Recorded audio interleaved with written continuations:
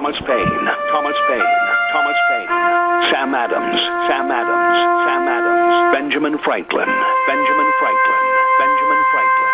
These men spoke up for what they thought was right. From their courage came such documents as the Declaration of Independence and the Constitution of the United States. From their willingness to speak what was sometimes unpopular but right, we enjoy such liberties as freedom of speech, the right to keep and bear arms, and freedom of religion. There are those who still wish to oppress our freedoms, and there are still patriots willing to stand up and defend life, liberty, and the pursuit of happiness. Men like Zeb Bell, who honor our founding fathers and what they stood for. It's now time for Zeb at the Ranch, speaking up and defending your freedoms. Brought to you by Magic Valley Les Schwab Tire Centers and all of the other great advertisers on the program. And now, Zeb Bell. A great State of the Union address last evening by President Trump. Too bad Democrats couldn't hear what was said, so they could have acted like Americans and not sat there like little statues. Good morning, everybody. Here comes Kate Smith, and God bless America, followed by a patriot with a Pledge of Allegiance. Good morning on a Wednesday. And a good morning, everybody. Zeb at the Ranch. I'm Zeb Bell. And welcome to our last day of January 31st, right here on Zeb at the Ranch with our major sponsor, your Magic Valley Les Schwab Tire Centers. All 7 locations serving you with the best of traction tires. And, of course, don't forget some of our great advertisers like Burley Physical Therapy and Rehabilitation at 1263 Bennett Avenue, Suite 2 in Burley, helping you get back to being you. Right now, let's go to the phone line. And after that State of the Union address last night, I was inspired. It gave, I think, a lot of people hope. 75% approval rating on that last night. Let's go to the phone line and have our Pledge of Allegiance. Good morning. Well, good morning. You the man. Go ahead. Yes, sir. I pledge allegiance to the flag of the United States of America and to the republic for which it stands, one nation, under God, indivisible, with liberty and justice for all. Very done, Wheels. Very well done, I should say. And now it's time for our weather forecast, brought to you by K&R Rental at 256 South 600 west of Heyburn. Roger and the crew, they've already been there for over an hour. They get there early in the morning at 7 o'clock to serve everybody with all the tools, all the equipment right there that they need for rental on various jobs, construction sites, whatever. They've got them all, and they're waiting for you. Call them if you can't get over there right away and find out more. 678-3122 K&R Rental on the Burley Paul Highway. Right now, here's Gina with the weather. Looking at nice weather for today, but then for tonight and the rest of the week, well, there's going to be a change. Here's our weather forecast for Zeb at the Ranch. Partly sunny skies for today. A high of 43 is what we're expecting. Winds out of the southwest right around 15 miles an hour. Gusts possible as high as 26. Tonight, more clouds going to be rolling into the valley, low of 29. Tomorrow, those clouds are going to give us maybe some precipitation, about a 20% chance of snow before noon. Mostly cloudy skies for the afternoon, high of 45. Thursday night, mostly cloudy with a low of 33. Then for Friday, we do have a slight chance of rain showers, mostly cloudy skies with a high of 51. Friday night, that chance of rain could continue with a low of 38. That is your weather for Zeb at the Ranch. Thank you, Gina. I appreciate it. K&R Rental, and oh my goodness, they're waiting for you. And if you got questions, you don't know what kind of equipment or tools you need, don't be embarrassed. Just say, and they've got the staff and the knowledge and the experience. They can help you. Roger and the crew over there at K&R Rental. 256 South, 600 west of Heyburn. Number to call, 678-3122. I'm going to be talking primarily this morning, the first hour, about the State of the Union address. I don't care who's upset if I say this. You know, a long time ago, somebody said, well, you don't want to upset the Democrats. Listen, they were upsetting to me last night. They acted like little bitty spoiled children. They couldn't even applaud. They couldn't even stand for issues about "In God We Trust" or our national anthem or anything to do with our military and service. I was sickened by what I saw last night. We're going to have more about that in a minute, and I really appreciate your calls. If you saw and if you listened to the address, call me and let me know your thoughts. I thought Trump did an excellent job, and I'll go toe-to-toe with anybody on that. Don't forget Ramsey Heating and Electric at 2600 Overland Avenue in Burley. They're open at 7:30 in the morning till 5 Monday through Friday. And they've got underline that word, all your heating, cooling, and electrical needs and the knowledge to get the job done correctly. They've worked for us a lot of times. They are the best. Ramsey Heating and Electric, 2600 Overland Avenue in Burley, 678-0459, where they always provide warm winters and cool summers. Ramsey Heating and Electric. Real fast, before I take some more calls, also want to remind you about Denny's Restaurant, America's Diner, 611 North Overland in Burley, and the other location, 291 Pole Line Road in Twin Falls.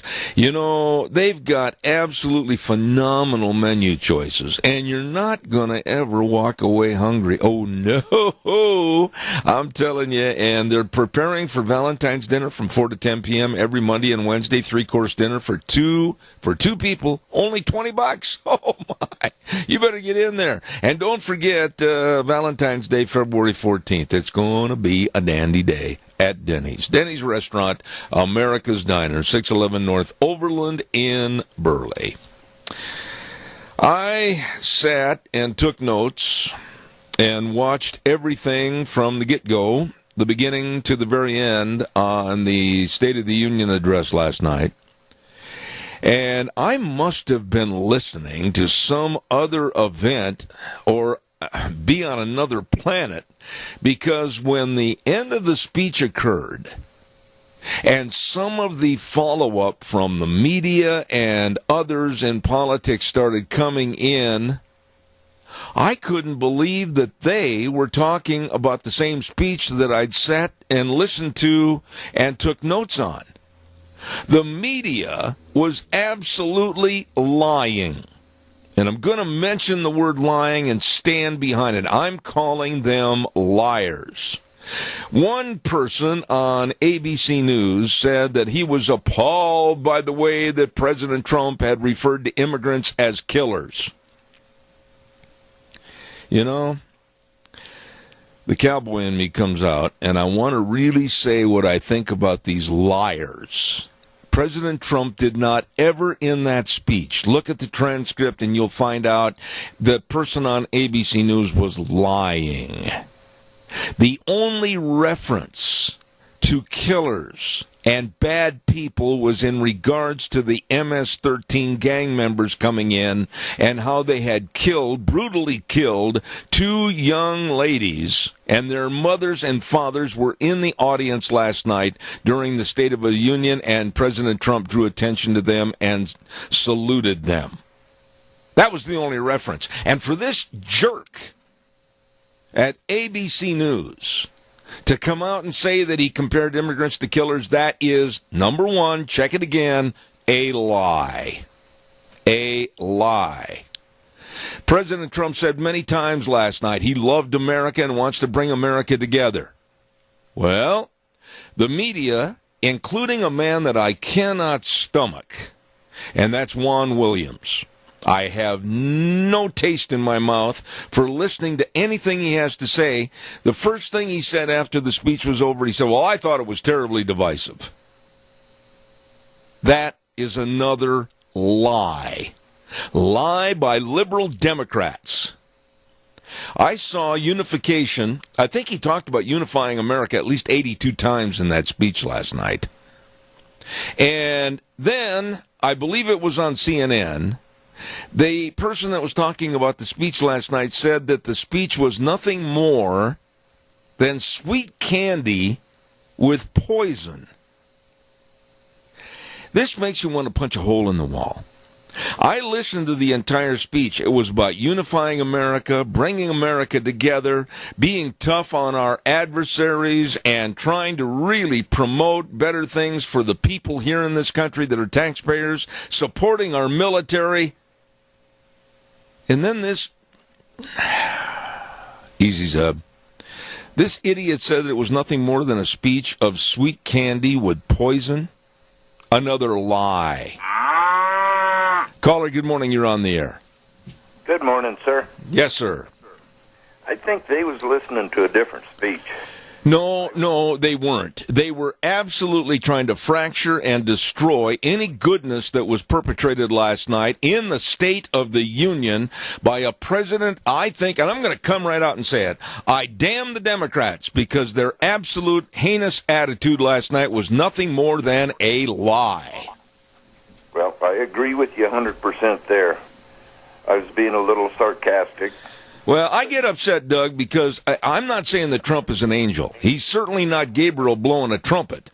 But I will tell you, last night I thought he delivered as good or better a State of the Union speech that I have heard in my life, with the exception of Ronald Reagan. I absolutely thought he was very humble. I thought he was very quiet. I think he chose the right tone. And for the Democrats to sit there like little rock statues, it was sickening.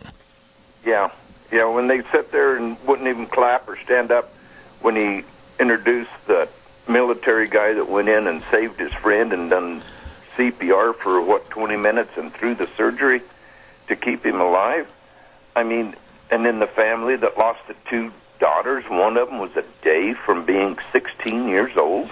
Doug, I tell you what, my lazy boy probably is going to have to go in for repair because I slammed my fist down so hard it now sits very lopsided. I was so furious over the absolute lies the Democrats talked about later and the lack of respect. When they talked about a unifying phrase, "In God We Trust," the Democrats sat there. Nancy Appaloosa looked like somebody had given her intravenously prune juice.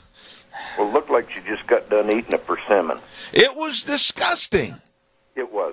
And then I seen the deal. Joe Manchin started to stand up and clap and walk a mile for a camera. Schumer looked at him, and he sat right back down. Cowards. Yes. Cowards. I mean, Trump called him out last night, and I loved his little gesture when he had something that was for the whole nation and everybody, and he goes to him and he raises his hands for him to stand up. Yeah. Let me ask you something, Doug, and I'm a conservative, proud of it, and I'll like I said, I'll go toe-to-toe with anybody on this. I thought Trump absolutely solidified himself as a president last night. Do you agree? I agree. His message to me last night was America. It wasn't Republican or Democrat. It was America. And what he can do for America. If President Trump would have at least 50% of the people there, and some of the Democrats backing him because he wants America first, can you imagine what he could get done? And here's the thing. We're looking at the midterm elections in just a matter of months in this next fall, 2018. And I told Deanne last night, and she totally agreed with me, that how honestly can you look in the mirror if you're a Democrat or an independent? How can you go to the polls and vote for any Democrat that supports the platform of doing nothing but sitting there like a little rock statue? Exactly. And did you see Diamond and Silk on TV? Let me tell you something. I was in my office writing up my notes for this program this morning, and I always have a habit of leaving the news on nice and loud so in case they say something, I can jot it down. Well, here they came, and I'm telling you, I didn't have to put my pen down and listen. I could hear everything loud and clear. Oh, yeah. Yeah, I love her statement. She says, well, it's time to grant the Democrats a pathway to retirement. Yeah, no kidding. I love that line. I love that line. Two ladies, they are super. They are great. They are what America is. You know what's interesting about those two is that one of Diamond and Silk does most of the talking, and the other one, it must be her mission in life to be very agreeable and very nice because she nods her head a lot, and they get along great. Oh, yeah. Yeah, they do, and they have some great ideas and great thoughts. They used to be Democrats. Yeah. She says there's no way we can support the Democrats because they are anti-American. Hey, there you go. I got another call. I got to do some commercials. Doug, thank you so much. Okay, you know what's coming. I do. Everybody, let's take care of our senior centers. Got you covered, man. Thank you. And support them. God bless. All right, buddy. Caller, don't go away. I got to pay the bills. 60 seconds. You can just stand there if you would, take a sip of coffee, whatever. Don't forget Dino's Septic Service in Rupert. Now, simply put, they are the best at what they do. And what they do is a job we don't want to do. That's right. I'm telling you. Sewer and sink drain lines cleaned and septic tanks pumped and septic tanks and drain fields installed, backhoe service, liquid waste removal. The list goes on. Dino's Septic Service in Rupert. They're fast, fair, friendly. I've had them right here. I swear by them. They are the best at what they do. And they've got that big truck called Smells Cargo on the way. Don't you forget to work with the best. Dino's Septic Service over in Rupert, 436-6526. Or in Burley, call them at 678-1638. Dino's Septic Service. Caller, I'm a-coming. Hang on just a second. Don't forget, too, I want to tell you about Pomerell Place.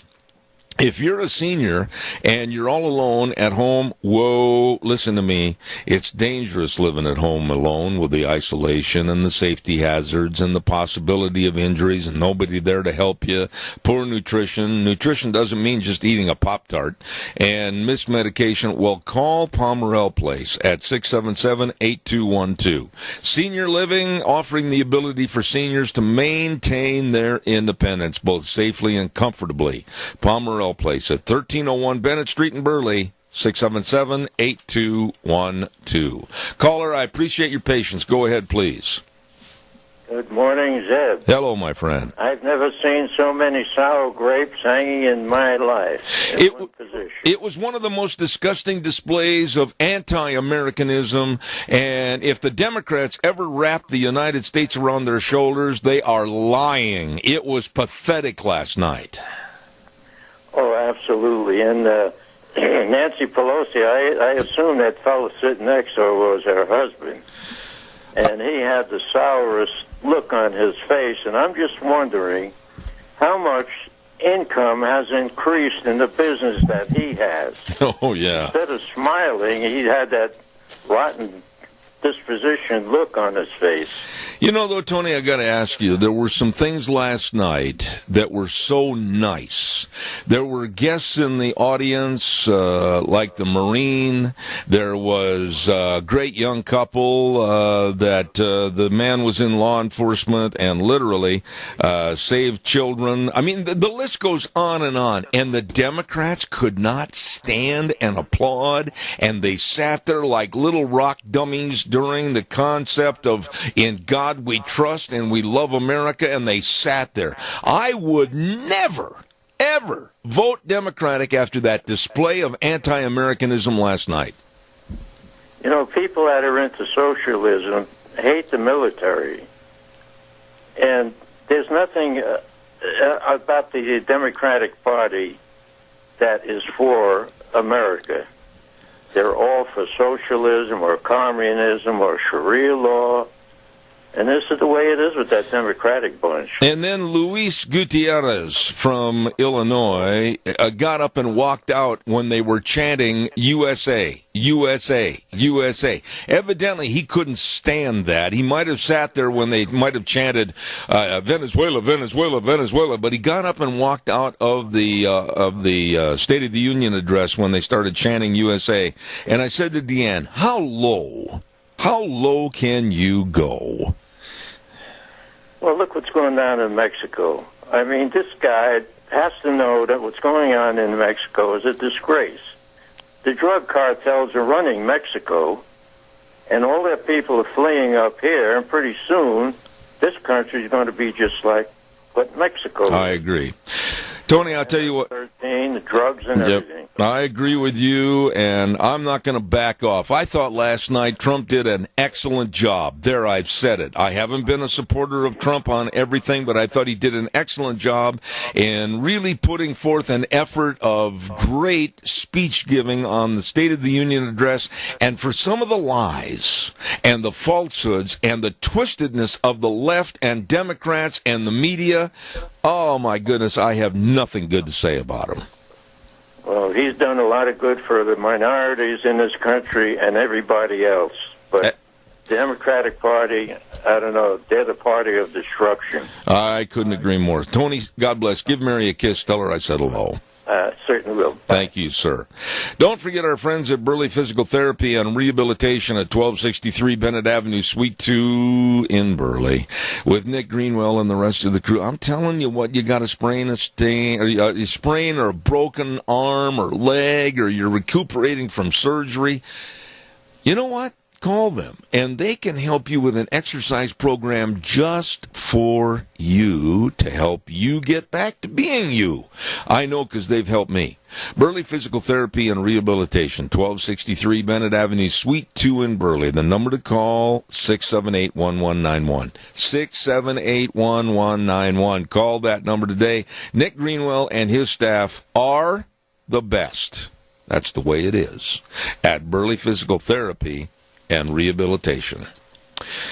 Well, I have just a minute between phone calls. I want to hear, honestly, people call in this morning, and if you watch the speech, listen to the speech, and then listen to the garbage that came out afterward from lies and complete made-up stories about the speech from the Democrats and the liberal media, it was unbelievable. It was unbelievable. Give me a call, 436-2244, 1-866-927-4587.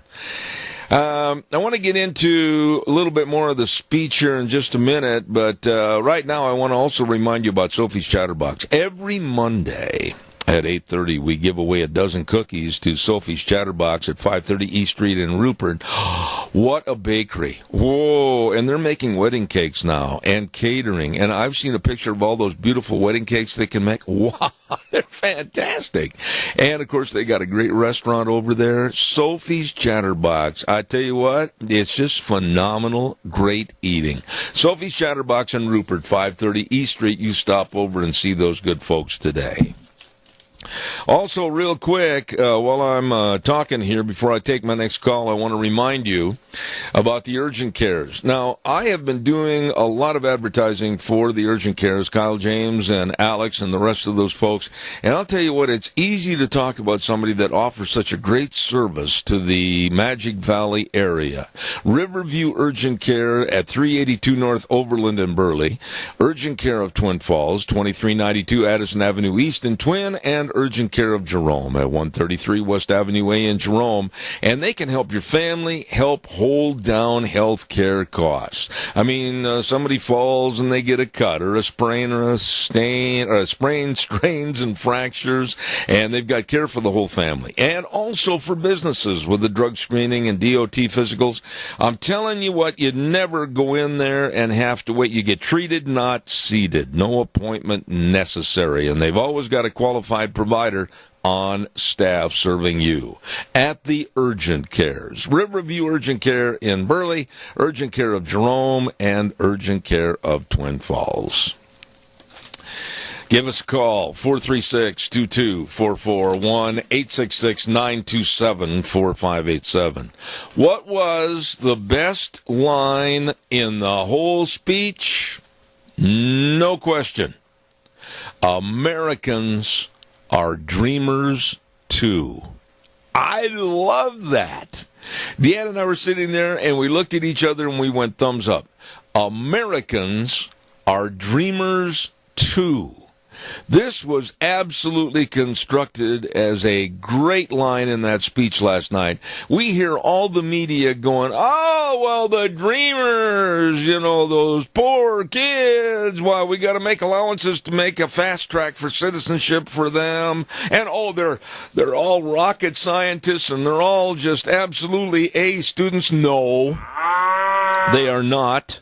And it seems like the media always puts them, the dreamers, above the rest of us. Like, man, we're kind of second class compared to these dreamers. Well, last night, that line in the speech that Americans are dreamers too, I thought that was exceptional. We have our dreams. We have our goals. And it's not just the illegal aliens and the refugees. That was a thumbs up last night. I really liked that.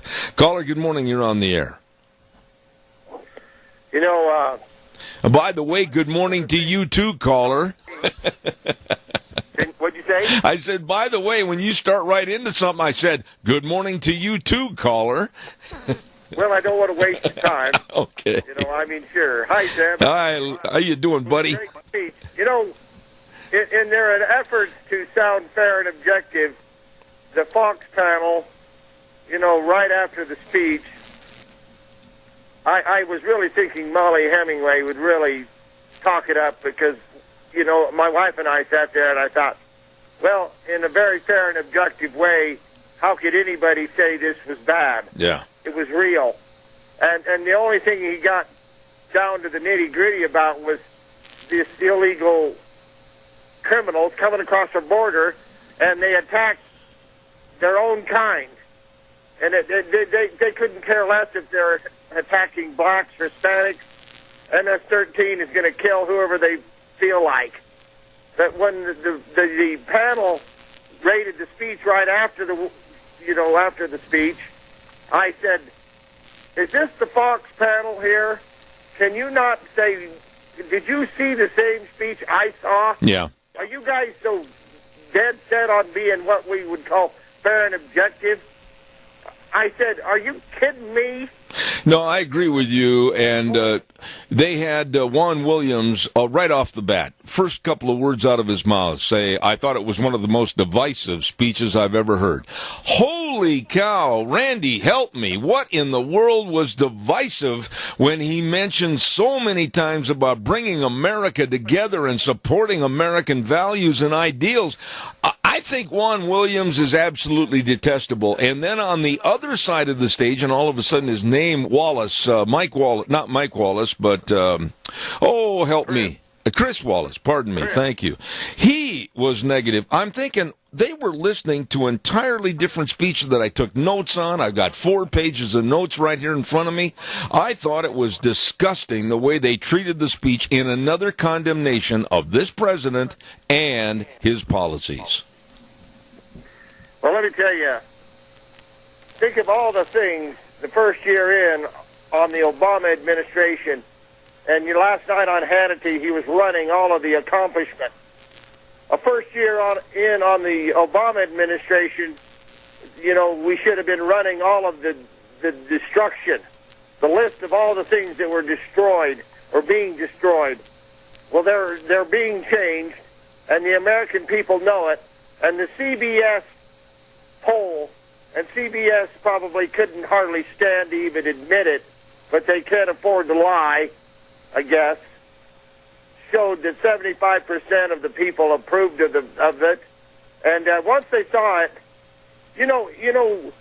those examples of people, guests, and how he used them, every one of them was so powerful. Yeah. See, those are what you and I would look at and say, yes, those are people like us. And how anybody could attack, not, say, yes, you're a citizen, it doesn't matter what color you are. If you're attacked by an illegal alien, it's not what America is about. And like he said, My job is to protect you. You know, I got to ask you one question real quick. Give me a short answer on this so I can get to my next commercial break. But Paul Gosar, representative of Arizona, asked before the State of the Union message last night, he asked a really good question, and the senator from Arizona, Jeff Flake, criticized him for asking this, but it's a bona fide question. He asked this. I don't know if you heard it or not. How come the Democrats can bring in to the State of the Union message last night illegal aliens to sit there in the hall and sit with the Democrats without ICE and any other organization coming by to arrest them? They're here illegally. It's a fair question, but boy, did he take a lot of criticism over it. Well, of course, and that's just the thing. You know, they shove it in your face, and you know the two couples that lost their girls in New York State, wherever it was, by the MS-13 gang. They were hardly white. Like Pelosi says, Trump's going to make America white again, and she's as white as a sheet, as crooked as a stick, and rich as hell, and she just gets reelected. Why? I couldn't begin to tell you. I agree. Look on her face. She had a lemon in there. She couldn't get rid of it, huh? I'll tell you what, they made fools out of themselves. I can't say it any more succinctly than that. The Democrats made fools out of themselves. They made fools out of their party. They made fools out of any so-called platform they had. And they made fools out of themselves to the point where I hope people remember this next November. Randy, I got to run. Thanks, buddy. You bet, Mike. All right, take care. Don't forget our friends at Berry Equipment and Rental, sales, service, and parts at 159 West Highway 30 in Burley with Juan. Hello, Juan, and the crew. And by the way, if you go in there and you're not sure how to run a certain piece of equipment, hey, I'll tell you what, they've got a great big sandbox out behind, and they'll teach you. Yeah, they do it all the time. And they've also got another location at 465 Addison Avenue West in Twin with Eli, and then also up in Nampa. The very best, and they are the premier dealers for Bobcat and Doosan equipment sales, and they've got all the Bobcats, all shapes and sizes, equipment rentals, retail equipment sales. Where? Berry Equipment and Rental. Like I said, in Burley at 159 West Highway 30, Twin Falls on Addison Avenue West, and up in Nampa. The best, Berry Equipment and Rental. I want to hear some more of you folks that watched the speech last night. Come on, really, give me a call. And the one thing I just really get disturbed at is somebody already called me this morning and said, oh, well, I didn't watch that last night. Well, listen, don't criticize. Don't take one side or the other until you really had firsthand information and listen to it yourself. I want to remind everybody Valentine's Day right around the corner, and we've got some many great sponsors that are reminding you of what they can do for you and your lovey on Valentine's Day, like the Dry Dock at 181 West Highway 30 in Burley. Great eating and a beautiful view of the Snake River. Fantastic service. On Valentine's Day, they're going to have a special 10 to 12 ounce New York steak and 3 tiger shrimp, or 6 ounce salmon and 3 tiger shrimp. Oh, you better call for reservations right now. 678-2628. 678-2628. It's going to be fantastic at the Dry Dock. Don't forget, too, Sweetheart Manor. What a nice place. I've been there for a couple of functions. They are phenomenal at 217 South Highway 27 in Burley. Brenda and Alan Olson are the new owners, and it's just a beautiful place for weddings, receptions, business meetings, family parties, class reunions. The list goes on and on. They really care about making sure you have a very nice experience at the Sweetheart Manor, 217 South Highway 27 in Burley, 678-8692. And here's a place that they invited Deanna and I to come up, and we're going to do it. Haight Home Bed and Breakfast at 215 East Poplar Street in Oakley. My goodness, take a journey into the past and enjoy this historic Victorian beauty and get away from it all. I'm telling you, that sounds like a lot of fun. The home is currently on the National Historic Registry, and they offer bed and breakfast, and you can just enjoy yourself and relax at Haight Home Bed and Breakfast in Oakley. And those are some great ideas to help celebrate Valentine's Day. and beyond. All right, give me a call, 436-2244, 1-866-927-4587. There were exceptionally good points brought up last night in the State of the Union address, and some of the points were, of course, to keep Gitmo, Guantanamo Bay, open and use it. I like that. Caller, good morning. You're on the air. Good morning. Yes, sir. It was a great speech. It was quite nice. He stayed to script and didn't use any tweeting messages. And the thing that really struck me was how awful the Democrat section was, sitting there with just that awful, contemptible, hateful looks on their faces. And it's like, for heaven's sake, they couldn't rise above it. And, you can disagree with anybody, but he had some good things to say, and they couldn't even act a little enthused. What would be a unifying point in any speech to get, regardless of your partisan politics, to stand up and applaud and be proud? And that would be anything about the flag, anything about our national anthem, anything about a young man that took the time at 13 years of age to go around to grave markers and put American flags on the veterans' graves, or stand there for "In God We Trust." And the Democrats sat on their big fat butts and never did a thing. Well, they were like spoiled, contemptible little children. But what they really remind me of is, I've talked about the Bolshevik Revolution many, many times, but that reminds me of exactly the mindset that the Bolsheviks had in taking over Russia. They sat there, and one of the final things for that was old Khrushchev pounding the table, not wanting to listen to anything good. But one thing that President Trump left out, and I think would be a great solution, I don't know how many hundreds of thousands there are of this Daca group. Why don't they come up with the idea to give everyone United States citizenship, but they have to go back to Mexico, to their old hometowns, and make Mexico great? You're bringing up a point, Gary, that we could go. Well, we can go on. I mentioned it yesterday.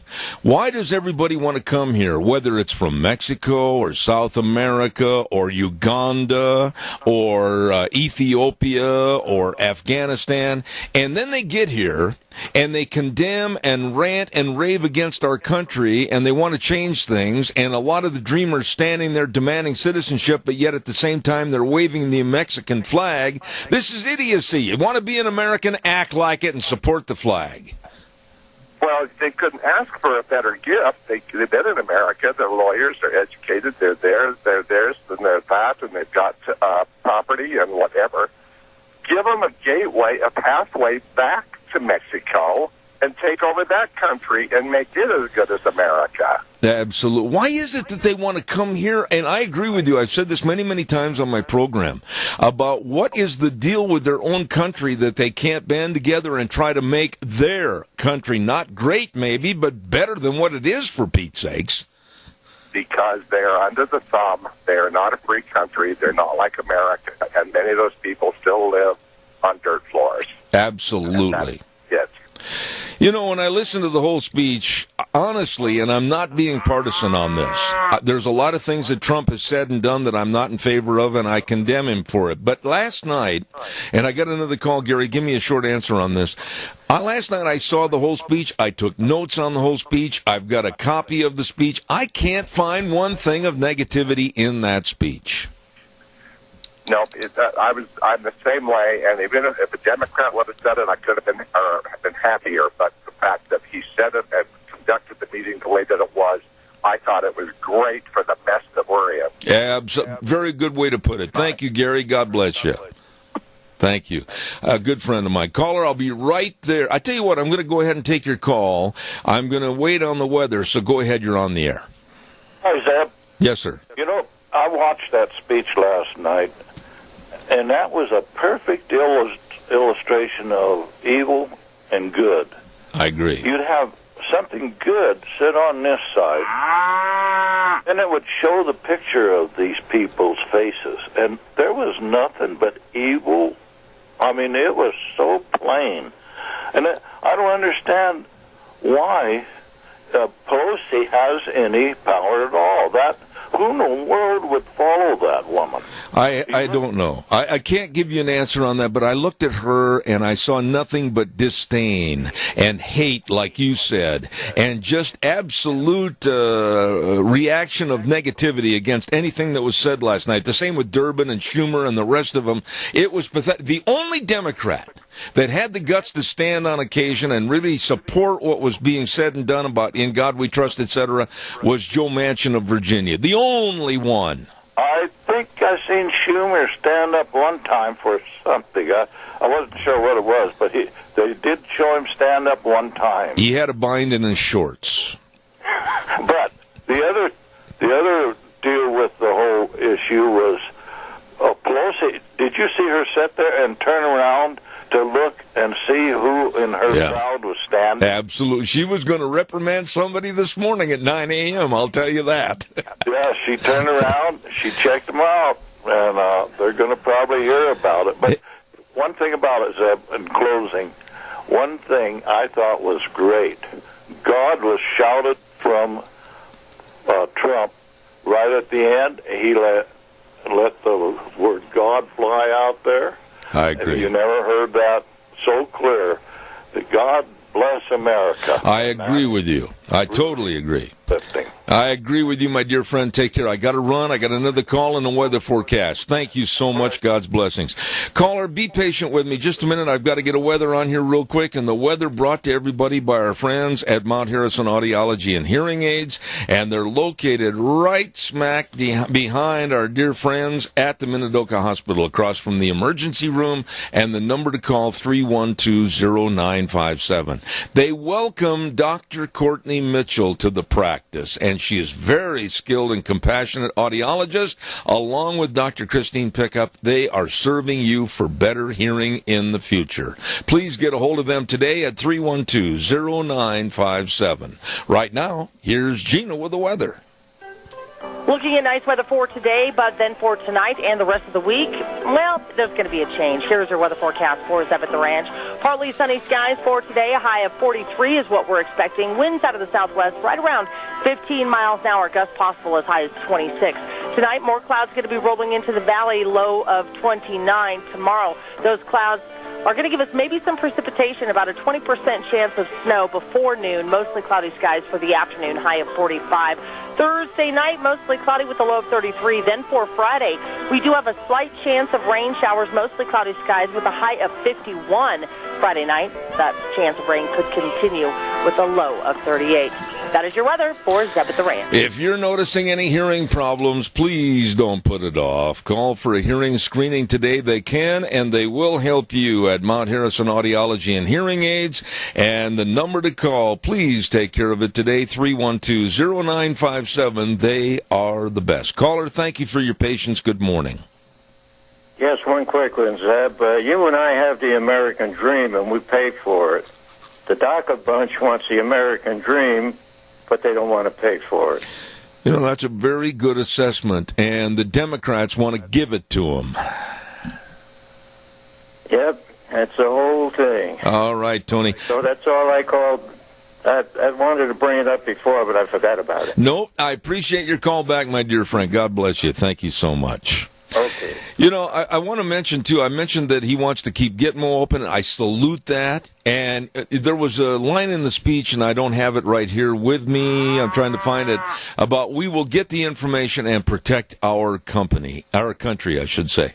And I loved that line last night by President Trump. Caller, I'm going to ask your indulgence. Stay with me. 30 seconds. I'll be right there. I want to remind everybody about Brian Scott, Dan King, and Todd Lovelace, financial advisors with Waddell and Reed. Oh, yes, they're going to be at the Expo Center this weekend for Agra Action. And then next Tuesday night, they're going to follow up with a free, and this is going to be a free seminar, educational seminar on farm and ranch succession planning. All of us should be there. Agriculture, the backbone of our community here in Magic Valley, and you want to say in what happens to your farm or ranch, you need a plan. They can help. They will help at this informational meeting next Tuesday, February 6th at 6:30 p.m. at Waddell and Reed office in Twin, 1146 Eastland Drive North. Please call them them. I'll be there. You should be there. Call them and RSVP at 732-7695. Caller, good morning. You're on the air. Yeah, Zeb, I've got to say, I was so proud of them Democrats. I've never seen a group of people stick together in such a sour attitude in my whole life. And every darn one of them seemed to just stay in the same mood. It was terrible. There's not one of them that could say a good thing about anything. Well, there was one that was interviewed this morning that I'm going to give him credit where credit is due, and that's Joe Manchin of Virginia. I think he's one of the very few that is going to break away from that terrible mold and tell it like it is, and I respect him for that. But the rest of Nancy Appaloosa and Schumer, and it was so pathetically bad last night, and they did more to harm themselves. They took both guns out of the holster and shot themselves in the foot. Well, I'll agree with you. But, I also agree with that lady that called you yesterday that liked Appaloosa horses. I think it's a shame you're disgracing them. I remember that call. I loved her for saying that, too. But I tell you what, that was great. Jerry, God bless you. I hope everything goes well for you today. Yes, may the Lord bless you and your whole audience and even the Democrats. I'm going to come out and say something nice about them at least a little bit. Oh, Jerry, thank you so much. I appreciate you. Good guy right there. Jerry, thank you very much. Calls are welcome, 436-2244, 1-866-927-4587. Yeah, he talked about keeping Gitmo open. He said to fully fund our great military, and I couldn't agree more. And then rebuild our infrastructure and cut down on all the stupid, absolutely time-wasting regulations. Some things take as much as 10 years, and he says, we're going to get rid of that and go with a year at the most. I loved it. Good morning, caller. You're on the air. Good morning. I watched one of the talk shows afterward, and they were talking about one of the newscasters says, well, my parents were immigrants and your parents were immigrants. And the difference is when their parents came, they wanted a job. They wanted to work. They didn't expect a free handout. They didn't want everything paid for, health benefits, all those things. It was a different situation with those immigrants. Wouldn't you agree with me? What you just said is really, really well listened to. I'm glad that you said that. When my grandfather and grandmother on my dad's side came to this country as immigrants from Germany, they wanted to farm, they wanted to make a living, they wanted to be prosperous, but they wanted to assimilate in America and be Americans. And this is what you're just saying. I agree with you 1,000%. He hung up, sir. Oh, I'm sorry he did. Caller, thank you. That was a new voice I hadn't heard before, and I just want to say thank you. His point was so correct. The DACA dreamers standing there. And I've got this picture. I saved it, showing the slovenly attitude of these dreamers with the very, very filthy gestures and the verbiage and the screaming, and they're demanding to be citizens of our country? Give me a break. Caller, good morning. You're on the air. Good morning. Hey, I thought the State of the Union address was fabulous. Goes to show what happens when the American people have had enough of politicians and elect one of our own into office. That's very well stated. Trump's not a politician, and I agree with you. Now, I do have to give you hell for one thing. Go ahead, have at it. Will you quit calling Nancy Pelosi Nancy Appaloosa? What did you call her? Her real name, Nancy Pelosi.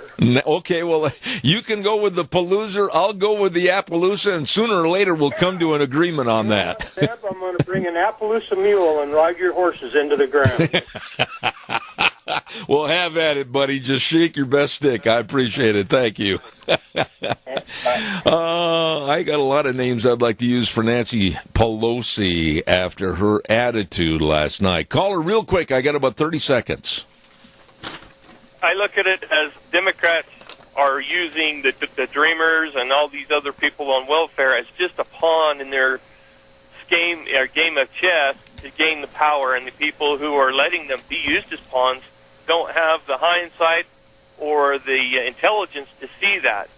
All it is a shell game of we'll give you money so we can keep your vote so we can stay in power, but you're never going to get more than just a welfare recipient. I agree with that. You know, Riley, I'll ask you too. You're of the younger generation, but how could anybody, after seeing that display of spoiled brattishness last night, how could anybody vote Democratic in the fall election? I don't know. I didn't see it because I didn't get a chance to watch the State of the Union like I wanted to, but I didn't get to see that. But I understand what you're saying.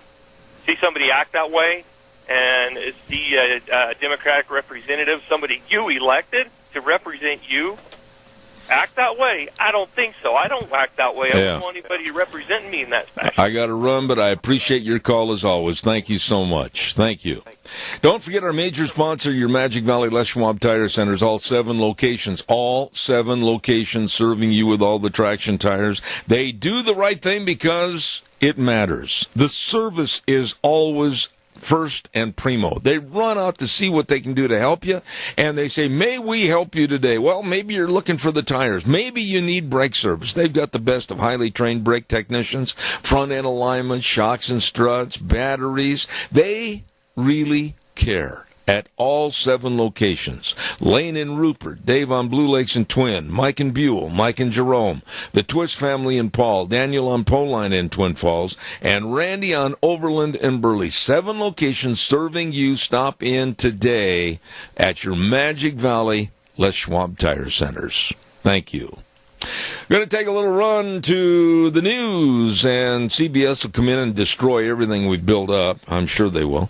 And then we'll come back. We got Dave Bego coming on next hour from Indianapolis, Indiana, and then we're going to go way back east to talk to Al Parada about the speech last night. I'm anxious to hear what he has to say. Don't go away. Zeb at the Ranch, I'll be back in 7. And a good morning to you. Welcome back. Hour number 2, Zeb at the Ranch, and I'm Zeb Bell with our major sponsor, your Magic Valley Les Schwab Tire Centers, all 7 locations serving you. Doing the right thing matters. And don't forget some of our great advertisers like Burley Physical Therapy and Rehabilitation with Nick Greenwell and the rest of the crew at 1263 Bennett Avenue in Burley, helping you get back to being you. Oh, my goodness sakes, we're going to have our guest with us in just a moment, but right now, Wheels over at the station, he's got his finger right over the button to tell us all about Western Waste Services. From the canyons of the Snake River and all across southern Idaho, we're always at your disposal. Western Waste Services, we care about our community, our resources, and this great land. Western Waste Services is lending a hand, always at your disposal. Western Waste Services. You know, they are so dependable, and you could almost set your watch by the time that they come by on the route service to pick up your garbage. They are dependable, very efficient, and really nice people. Western Waste Services, always at your disposal. I suggest you call them, get on the route service to get rid of your garbage at 734-6969. Western Waste Services, absolutely the best. You know, I also want to give a little shout out this morning and a great tribute to some people that are just so community oriented.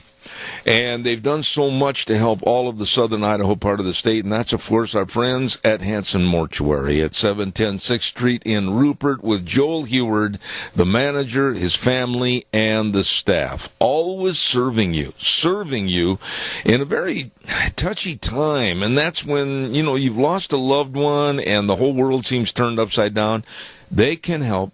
They will help, always with the highest ethical standards and unquestioned integrity. Please write the number down, 436-5636. Hanson Mortuary at 710 6th Street in Rupert with Joel Heward. And Joel also serving you at Morrison Payne Funeral Home on East Main in Burley.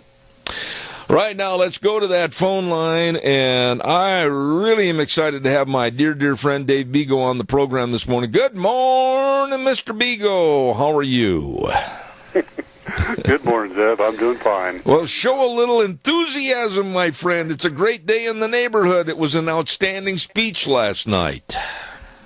Yeah, he did a good job last night, and he was professional and came across and just in a good way. And, of course, the Democrats didn't think so when you listen to their comments afterwards. But I think he did a good job, and I think America understands that because in some polls that came out today, they said that voters think Trump more likely to achieve State of the Union speech goals than most presidents. Absolutely. And 75% approval rating on his speech last night. But did you notice you had to? I sat and watched the whole speech in its entirety and all the follow-up. I took 4 pages of notes, and the little stone-faced Buddha Democrats never smiled, never stood up, and boy, did they make fools out of themselves. Well, they really did, Zeb, and it's sad that their party's become like that. And I really think, and people probably get tired of hearing this, but I really think this goes back to being controlled by the far left and the unions and that, because that's their tactics. You know, they won't get on board with you and talk to you and that, and they, you know, in fact, that, you know, they want to intimidate you through their posture and looks and what they have to say and all those kind of things. And it's sad because we need the other side to wake up and understand what's going on the far left. I agree with you. You know, and I said earlier last hour that I will give credit whenever credit is due to Democrats or someone on the left.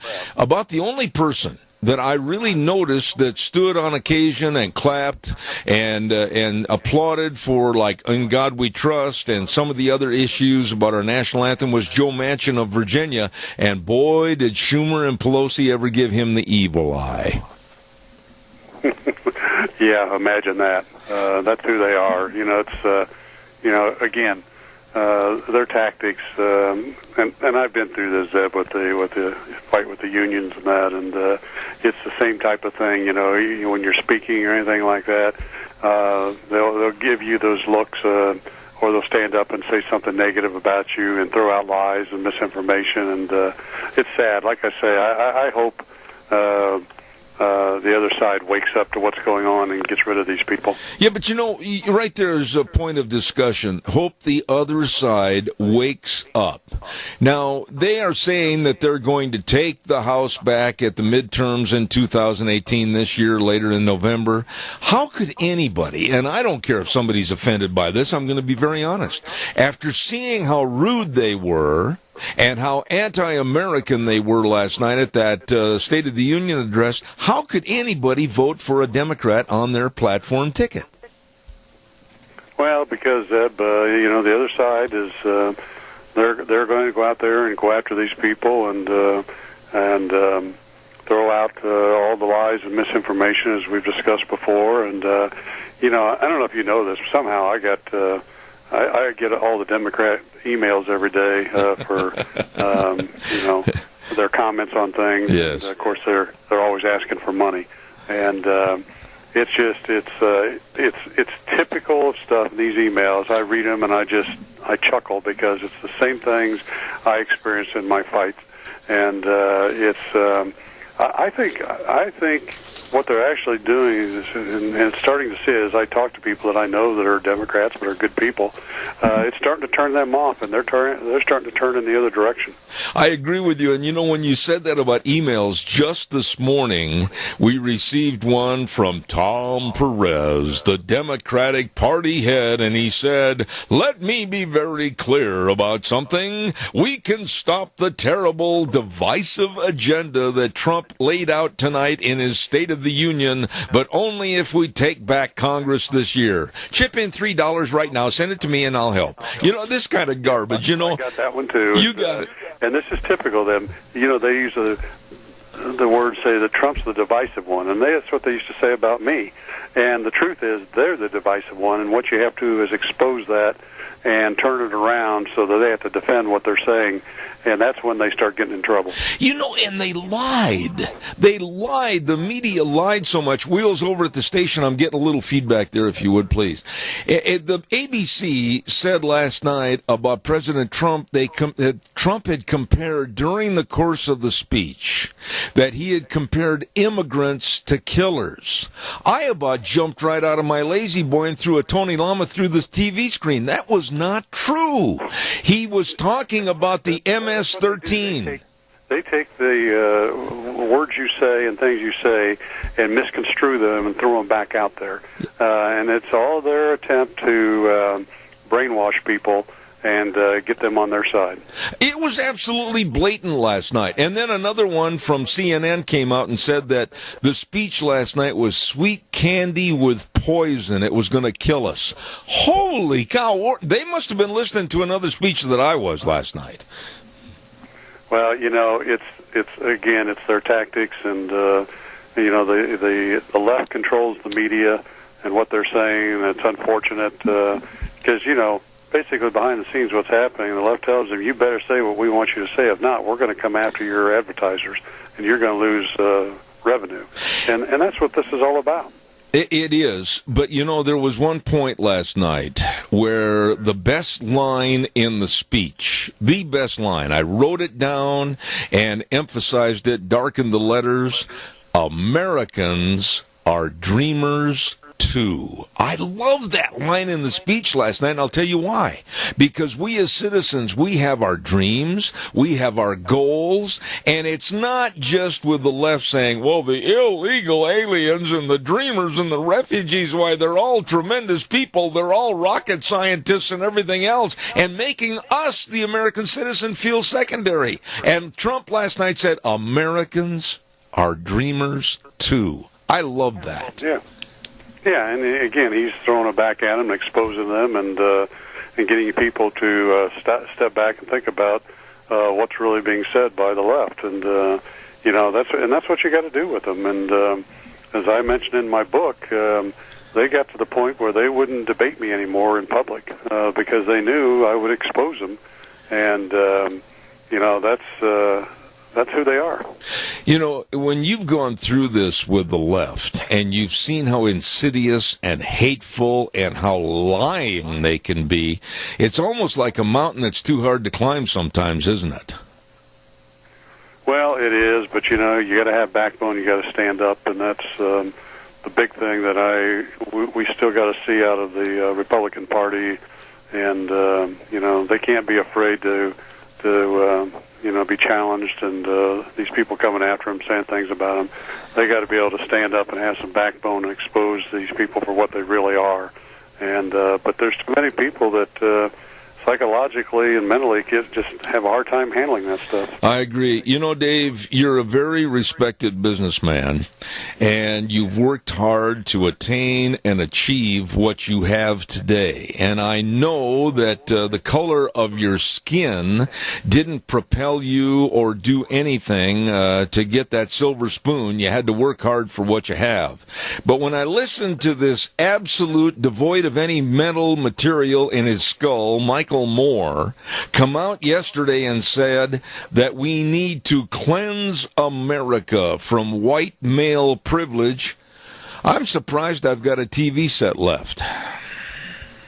Yeah, it's crazy, how he came out and he attacked Trump and everything else, and he's typical of the left, and he's one of those that, unfortunately, he does have an audience with his, the videos and that stuff he's put out, but even that, I think a lot of people across the country watch that stuff and they just shake their heads, and I think it's going to help Trump more than it's going to hurt him when it's all said and done. I do too. Let me ask you this question, and really it was brought up yesterday by Arizona Representative Paul Gosar, and it was before the State of the Union message last night, and it really upset some of his fellow people in Congress in both the House and the Senate, because like Jeff Flake from Arizona, his name really befits him, Flake, because that's what he is, but Gosar made the statement, wait a minute, if the Democrats are going to bring illegal aliens into the auditorium last night on the floor of our Congress. Why don't we call ICE or Border Patrol and have them arrested because they're here illegally? And boy, did the you-know-what ever hit the fan. Yep. Yeah, and, the truth is that that stuff should have been going on for a long time, and we shouldn't even be at a point that we have to, address something like that or have something like that happen at the State of the Union speech, and that's the sad part of it all. Absolutely. But, him doing it at that time just charged the whole thing in the favor of the Democrats. Well, I don't know. Gosser, I thought, made a comment that I would have asked, too, and I did ask on my program, how come somebody's not checking IDs at the door? If they're here illegally, they shouldn't even be allowed into the chamber. But and that's what I mean. If we were doing our jobs and the government was doing their jobs, this stuff wouldn't even be happening anyway. I agree. Another point that he made during the speech last night, and I want you to comment on this because I think it's been long overshadowed because of Barack Obama.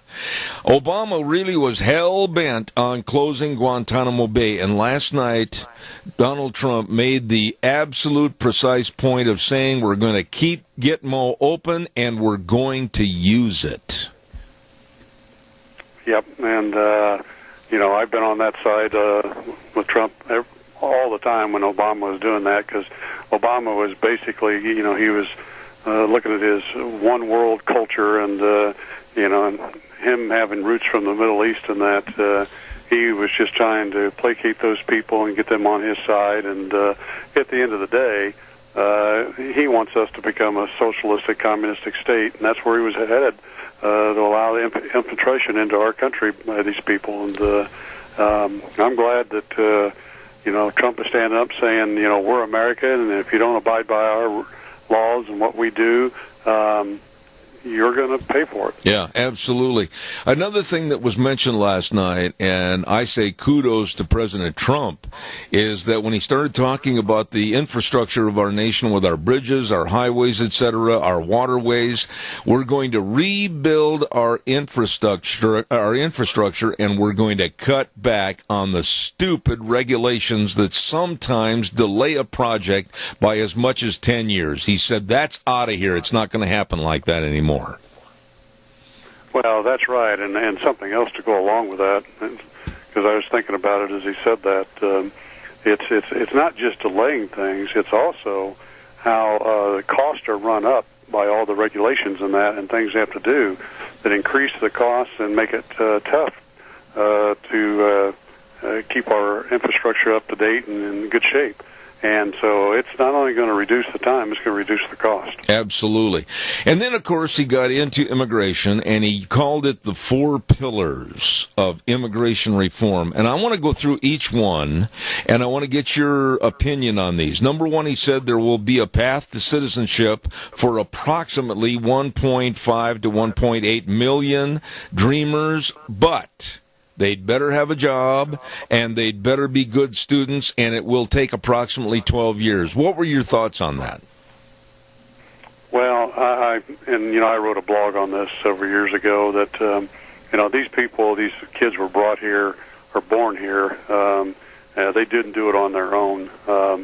And I think we ought to give them an opportunity to become American citizens. And, I think we ought to get them in line and give them a certain amount of time to get all their information in, and that they meet our objectives and our laws. And if they do, then we give them a green card, and then however much time it takes after that to get them finalized, we do it. But right away, we need to get them into our government offices with their information on that, so we can at least get them a green card to stay here until they're approved as Americans. And we got to put up front the people that are coming here legally and trying to do things legally. we can't set them back because of this. That's right. But here's the caveat.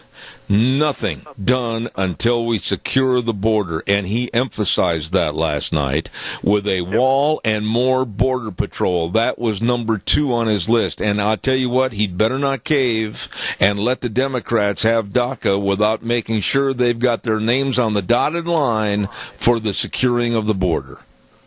Well, I agree 100%, and and I wrote about this a couple of years ago too, and one of the things I said to really secure it is just turn it over to our military, because it would be a good training program area for them, and they would definitely shut it down. I agree. And, the only thing thing about a wall that I have a problem with is that they've dug a lot of tunnels under walls and stuff like that, and they still have opportunity. But you put our military in charge, with all of our capabilities, they'd shut it down.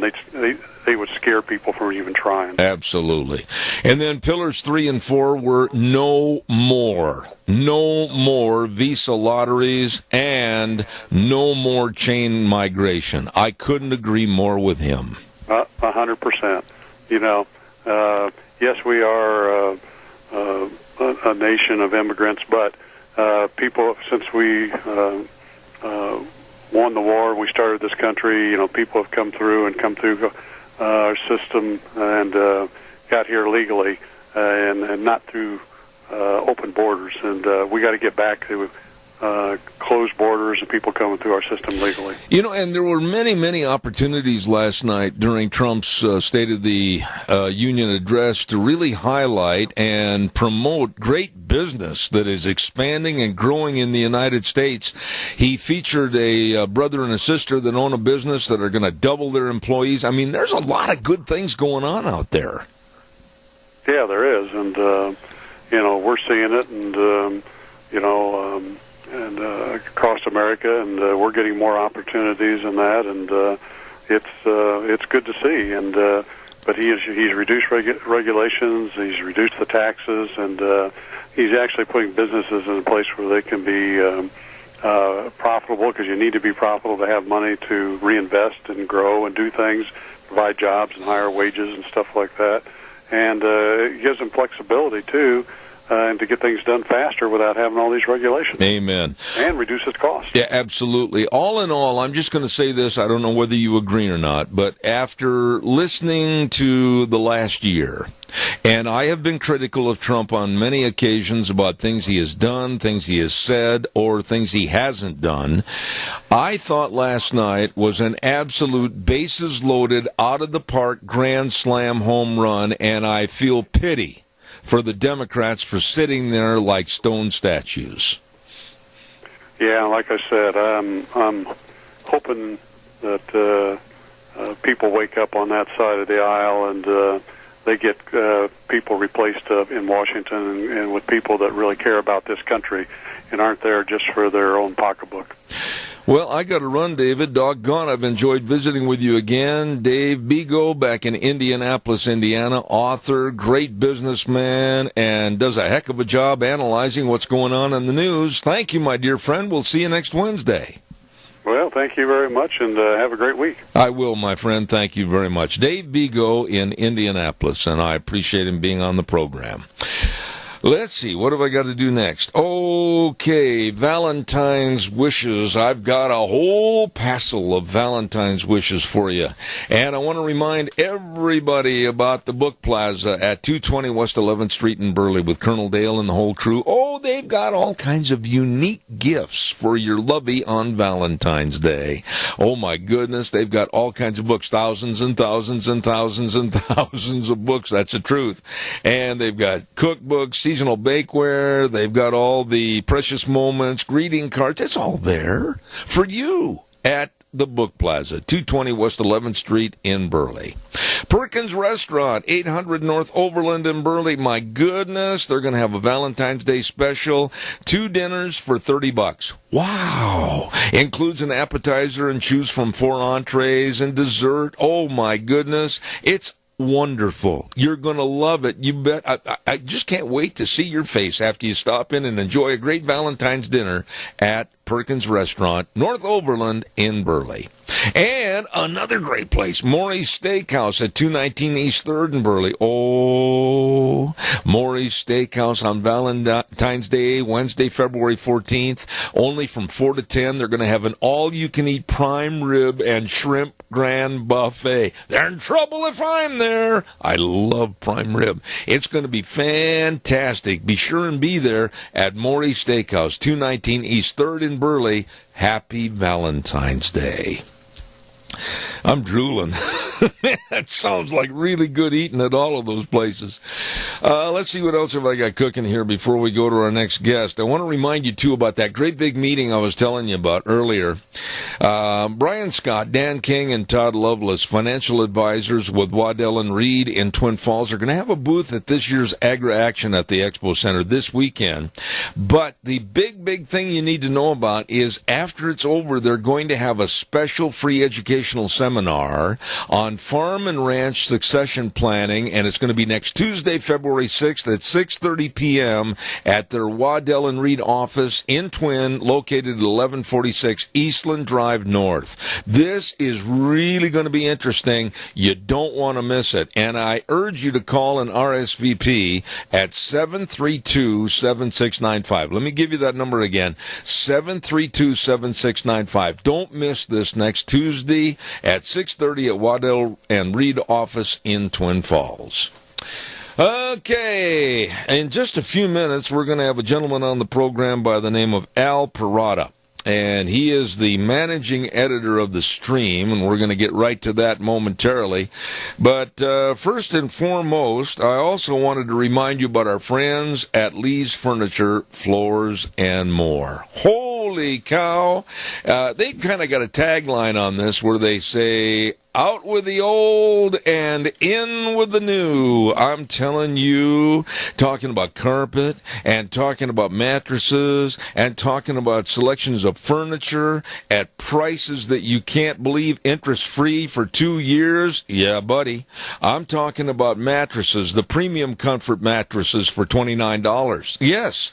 Luxury comfort, $59. And the ultimate comfort mattresses at $79 per month, interest-free 2 years. Oh, they want you to stop in today. You'd better do it. Lee's Furniture, Floors, and More at 459 Overland in Burley with Jeff and the crew. You stop in. Don't forget, see them today. Also, real quick, for those of us that like to get outside and get away from things, and if I'm not saddling a horse, I'm usually jumping on the four-wheeler and going someplace, and I want to brag on our friends over at Let's Ride. Not bragging if it's a fact. Well, by golly, it's a fact. They've got a showroom full of fun. Oh, my. You open that door and you're going to see snow machines, and you're going to see the four-wheelers, and you're going to see the side-by-sides, and you're going to see all the accessories. Wow. And great people serving you. Open Monday through Friday, 9 to 6, Saturdays, 9 to 4. Let's Ride. 270 Highway 24 over in Rupert. And let me tell you, this is where the fun is sold at Let's Ride. Don't miss it. Get over there. Let's go to the phone line right now, and I'm really looking forward to his comments this morning. We have a gentleman that's the managing editor for The Stream. Good morning, Al Parada. How are you? Good morning. How are you this morning? Well, if I was any better, the wrong fat man be wearing my clothes, Al. Yeah. It's a pretty interesting morning, I would say, with the State of the Union and the reaction and counter-reactions and all that good stuff. Well, I want to just tell you my stand on it, and I think you and I are going to be on the same page, and if we're not, we'll have a good fist fight in the alley afterwards. But I thought that last night, absolutely, as I said a moment ago, was a grand slam home run for the Trump administration and personally for President Donald Trump. I thought he did a phenomenal job. You take it from there. Yeah, he did, and in a way that was interesting. It was all about other people. Yep. For a guy who's notorious for being, making the focus on himself, stepping into the limelight. I'm great. I'm the man. It's like makes Muhammad Ali look humble. He really made it about everybody else. There was, a lot of we, a lot of our. It was the magic moments were about other people, whether they were the American people in general and the American spirit, and working together and building together, or pointing out the specific people who were guests there. It was about other. He made it about America and about other people, and that to me is what sticks with me. Aside from that amazing moment with the Korean gentleman holding up the clutches. Yes.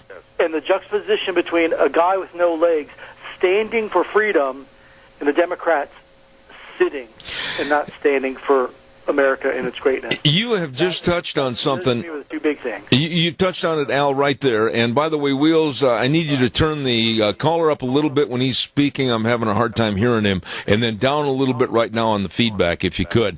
But, Al, you hit it right there. I was absolutely disgusted, and I'm not going to mince any words. The Democrats sat there like stone statues with a look on their face like somebody had force-fed them prune juice for 24 hours. And when they talked about "In God We Trust," when Trump talked about our national anthem, and that little boy putting all those flags on the veterans' graves, they sat there, and that was despicable. Yeah, it was sad. It was sad, and I think it was counterproductive because Americans are feeling more optimistic than they have in years. That's what all the polls are saying. Good things are happening in America. If you're sitting there looking like a goth band from the 90s when, the president's being upbeat, America's being upbeat, the feeling is upbeat, you're going to lose.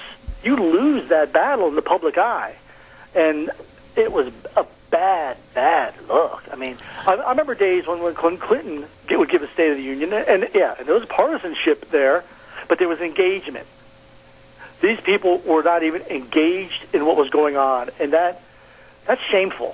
That's childish. Well, come on. I mean, I was thinking, they're refusing to clap. What do they think? They're going to give themselves the flu? I mean, I don't know. It was disturbing.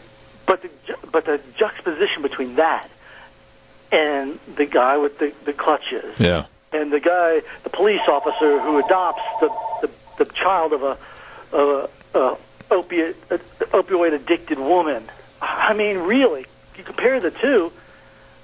And that's what wins the day.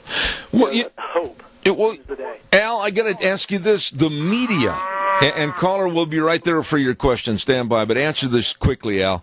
The media lied right off the get-go about things that were said. Trump didn't say immigrants were killers. One of the media on ABC said that Trump was comparing immigrants to killers. No, he did not. That was a blatant lie. He was talking about the MS-13 members that had killed those two beautiful teenage girls, and their parents were in the auditorium last night.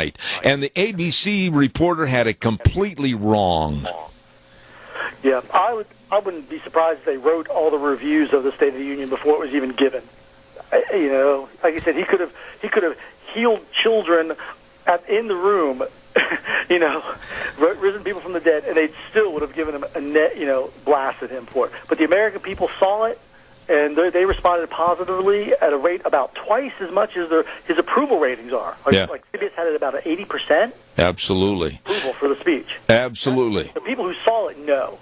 And I think they're going to remember. That's sad performance by the media. I agree with you. Al, we've got a caller with a question for you. Go ahead, caller, quickly. Yes, a couple quick things. Last night, CBS, the poll said 75% of the people were in favor of the speech. This morning, CBS radio network at the top of the hour said he gave the speech to a divided country, a divided nation. It's just a crock. And last night, Representative Gutierrez from Chicago, the murder capital of America, left in a rush because he wanted to make sure that everybody saw him. But he couldn't stand up and be sad, have sympathy for the two couples that lost their daughters to the MS-13 gang. But he gets reelected where people are dying today at an alarming rate. I'll hang up. You know, and that caller brought up some excellent points, Al. Gutierrez, low little pond scum that he is, he ran out when there was a chant started in the chamber last night of USA, USA. And how could he possibly lower himself to that standard? Yeah, he left there, he raced from that like Dracula from sunlight. I mean, I'd like to think maybe he had a potty call. I don't know, but it was pathetic. And thank goodness that guy is already announced he's not running again, because that's shameful. It was. That's just wrong. And again, it's a bad move. And like the gentleman said, how CBS would ignore its own poll. The word divide. Look how often that word divisive or divide has shown up in the way people are talking about the speech who have agendas. Booker's using that word. USA Today's using that word. I guess CBS is using that word. It's showing up everywhere. Yeah. It seems like the memo went out. You've got to say it was divisive. Well, tell people what they saw with their own eyes was wrong. Last night, the same CBS poll said a majority of people thought it was unifying. Absolutely, I agree with that. From Trump, but they did. Yeah. And so you have to tell people that what they experienced wasn't what they experienced, and to spin the people who didn't see it. It's shameful. It's straight. It's kind of like that old adage, Al. Are you going to believe your lying eyes and your ears, or are you going to listen to what I tell you is truth? That's basically what the Democrats are doing this morning. Yeah, they heard what they wanted to hear. They jumped on that section and heard what they wanted to hear. They wanted to hear hate. They wanted to hear division. They wanted to hear. They saw what they wanted to see, and that's a disorder. That's a psychological disorder at some point. Let me ask you this then, and I want to go through some of the points because I know you're the managing editor for the stream, and I know you're going to be writing about this. I'm just going to throw out some points, and I want to see what you thought about what Trump had said last night. First of all, about Guantanamo Bay. I thought it was very decisive in the way he said it, that Guantanamo Bay will stay open and we will use it. I love that line. Yes. Yes. Again, the notion that somehow Gitmo was causing terrorism was such an absurdity to begin with. That the fact that he's saying we're keeping it open and we're going to put people in it is a positive thing, and it also puts the terrorists on notice that hey, we're coming after you. I agree with you there. Absolutely. Then he went into and he said, there was no ifs, ands, or maybes. We are going to fully fund our great military. And boy, I thought that was going to bring the house down. People really stood up and cheered for that. Yes. For 8 years, Obama, brought about the decline of our military, and we need to get it back fully funded and up strong with the new technology, new weaponry, because we got enemies who've been spending the last 8 years getting stronger and stronger, sometimes on our dime, like Iran with the hundreds of millions we gave them. So our enemies have been getting stronger and stronger and stronger. We've been getting weaker. We have to do this. We have to do that, and we also have to have that notion of a president who says, "I've got your back," whether it's the military or police. I've got your back. I'm not going to second guess what you're doing. So that's part of it too. Absolutely. Of confidence that the civilian leadership of the nation is behind them. Absolutely. Then, of course, he got into our infrastructure, our bridges, our roads, our waterways, and he said we are going to rebuild our infrastructure and we're going to cut the ridiculous regulations. In some cases, in order to start building or rebuilding a road, it takes up to 10 years of red tape with regulations, and he said that's got to go. We're going to be looking at a year maximum. I really like that. Yeah, well, what's this guy know about building things? I mean, come on. That's his profession. So when you hear him talk about it, this is a guy who can talk with authority about what it takes to build things. Because he's probably had to, there's probably like an access road to some golf course or something he had to wrestle with for years and years. So he knows personally what that red tape is. And he probably knows which red tape to get rid of to make things more efficiently. That's his business. That's why there are buildings all over New York City with his name on them and other places around the world. So the idea of the infrastructure is a good thing because there are a lot of things that are crumbling. And having a president who has an expertise in the area is good because he'll also know where the cost savings should come. Absolutely. Somebody comes to him and says it's going to cost us $5 million to do something, and he says, no, I know I could have done it for $2 million. Come back to me with, a better offer. That's going to be helpful, too. Help save some money along the way. Let me ask you about his part of the speech he devoted a lot of time to, and it was called The 4 Pillars of Immigration Reform.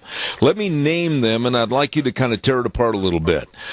He said that he would probably be in favor of a path to citizenship for the Dreamers, maybe about 1.5, 1.8 million Dreamers, but they have to have a job and be working and or students, good students, and it would probably take about 12 years. Then he said in the same breath, basically, but that's not going to happen unless we get control of our border now with a wall and more Border Patrol agents. Then he also said no more visa lottery, and he said also no more chain migration. And I could go for that program. What about you? Yeah, I think that's the deal. If they're interested, if the Democrats are interested, there's your deal. And it seems pretty self-evident that he's given a lot of conservatives are mad about the idea of the citizenship. So it's the deal. There's your deal, the art of the deal, and because you can't just give Dreamers citizenship without ending chain migration, or else the 900,000 or whatever, or 1.8 million Dreamers become 20 million people over the course of a few years because of the chain migration. You have to end chain migration. You have to be merit-based as it used to be before 1965. And it worked pretty good for America. Look what we became. I mean, so, we want people here who not just want to take. We want people who believe in the American dream and our values. Absolutely. And can contribute. Like I said, if you're Alabama, you can recruit the best. We're America. Why can't we recruit some of the best or the most earnest? So we'll see. It's the deal. If they want a deal, there is a deal. It could be done. It could be done by lunch. They can have this thing done by lunch if they want it. Well, see, that's my next question to you. I think with the political haranguing that's going on right now and the absolute divisiveness that's being caused by Nancy Pelosi and Schumer and Durbin and the rest of them, all they want to do is hate. All they want to do is divide. All they want to do is never forget the last election, which they had a bumbler in there by the name of Hillary Clinton that couldn't win in a contest against Doberman Pinscher. They're never going to change.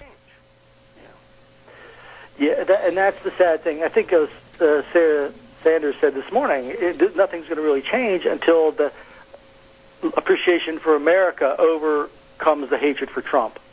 The pathology has to be overcome to get anything done. And I guess because there are a number of people in the base, the noisy people in the base, will not want any sort of accommodation with Trump. They don't want to give him anything.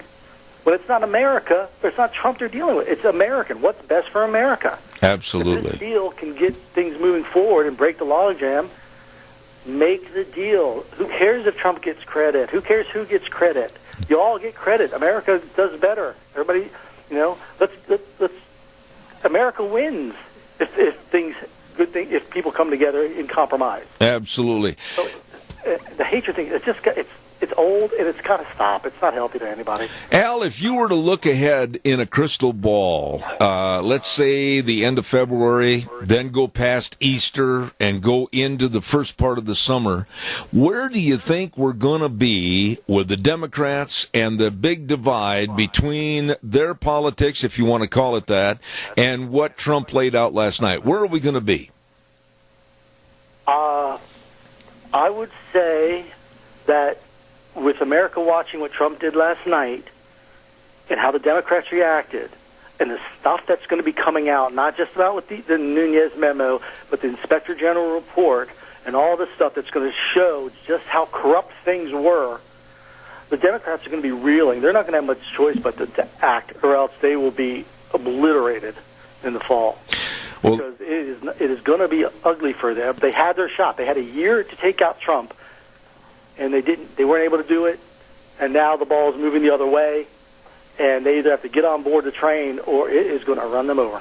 Well, Al, you just brought up a great way to wrap up this segment, because I don't think there's anybody that could look at last night and see the stone-faced look of the Democrats sitting there like little statues, not even applauding for the national anthem or In God We Trust. Don't think for a minute that's not going to carry over into ads against them come November. I think they really shot themselves in both feet.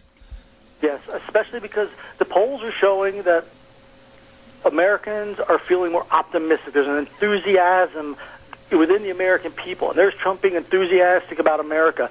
The people are feeling it. To be on the wrong side of that, it's not going to work. Yeah, you're missing. It's like it's like you're standing there and you're a kid who's like crying and screaming, no, I don't want to go in the car. I don't want to go in the car. I don't want to go in the car. When the car's going to Disneyland, hey, this car's going to. This is a good place that we're going. Stop whining. I agree. It's not going to look good. It's not going to look good if they don't catch up with the enthusiasm that the American people are starting to feel. Amen. Al, I've enjoyed having you on the program. I certainly hope you'll consent to coming back in the future. Al Parada, managing editor of The Stream. Thank you. Thank you. Have a great day. God bless. Thank you very much. Nice man. Enjoyed having him on the program this morning. Al Parada of The Stream, talking about the great speech. I'm not going to back up. I'm going to call it what I thought it was. Great speech last night for America and for Americans last night. Absolutely. We got to get a weather forecast on here right now. You know what I wish, honestly, and I'm serious when I say this. The left, they don't call. The left, they don't call to chew me out. The left never calls to give their opinion, which they ought to be embarrassed about from last night. But they will snipe.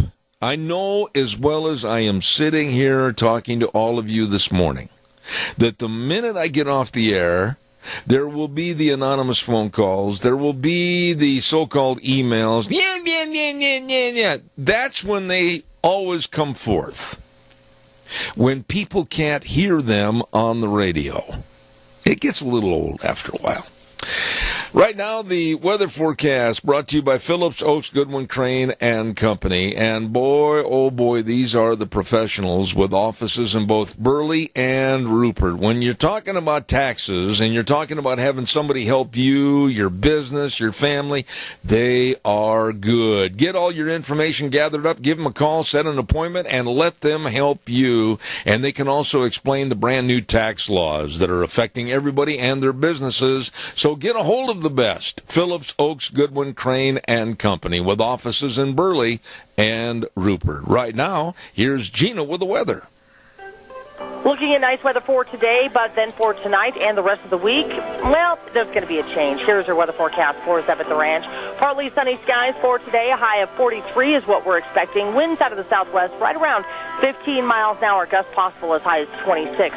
Tonight, more clouds going to be rolling into the valley, low of 29. Tomorrow, those clouds are going to give us maybe some precipitation, about a 20% chance of snow before noon. Mostly cloudy skies for the afternoon, high of 45. Thursday night, mostly cloudy with a low of 33. Then for Friday, we do have a slight chance of rain showers, mostly cloudy skies with a high of 51. Friday night, that chance of rain could continue with a low of 38.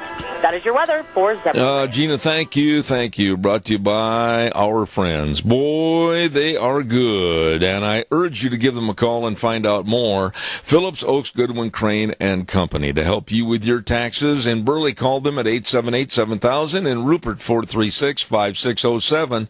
The best serving you, Phillips, Oaks, Goodwin, Crane, and Company. You know, I got to tell you that over the years, when you have your naysayers and your negative people that call after the program or send me an email or a letter, you this and you that, and I always kind of laugh at them before I throw it in the trash. Why didn't they have the nerve to call me on the radio and discuss it with me? And one guy called me on the phone one day, and he said he was calling me names and everything else. And I said, by the way, what's your name? You don't need to know my name. I said, you know who I am. You know my position on the issues on the radio, and you don't have the backbone or the spine to tell me who you are? Click. He hung up. That's what they are. Hey, don't forget some really, really good people at Cameron and Siemens Insurance, Highway 24 in Rupert. Life insurance, health insurance, retirement planning, employee benefits, all of this and a whole bunch more. They really care. They're dedicated and responsive to your needs. All you need to do is just take the initiative and make an appointment at 436-4424. 436-4424. Cameron and Siemens Insurance, Highway 24 in Rupert. You get a hold of them today. I'd love to have a couple of calls right now. 436-2244, 1-866-927-4587. Give me a call, and we'll talk about anything about the speech. That really is the hot button for today, and I'd like to know if you saw it and listened to it. What are your thoughts about it? I thought Donald Trump did a great job last night in solidifying his better and higher percentages of people that like him and that are going to follow his ideals and ideology into the next 3 years. I thought he did a great, great job. And for all the naysayers, I don't think they really have a leg to stand on. All right, give us a call, 436-2244, 1-866-927-4587. Let's see. I got a list that was sent to me about the top 5 things. This came in, Deanne pulled this off the website this morning for me. The top 5 things that the Democrats refused to applaud for last night. Number 1, they refused to applaud for the national anthem. Number 2, they refused to applaud and stand for "In God We Trust." Number 3, they refused to applaud and stand for the tax cuts, which are helping a lot of people in this country. Number 4, and you would have thought they would have stood for this, record low in black unemployment. Unemployment claims have hit a 45-year low for black unemployment. And number 5, that they did not want to stand for and applaud for last night, our veterans. And here's the quote that Donald Trump gave last night: "And we are serving our brave veterans, including giving our veterans choice in their health care decisions. Last year, the Congress passed, and I signed the landmark VA Accountability Act." You would have thought, everybody thought that was great, except the left and the Democrats.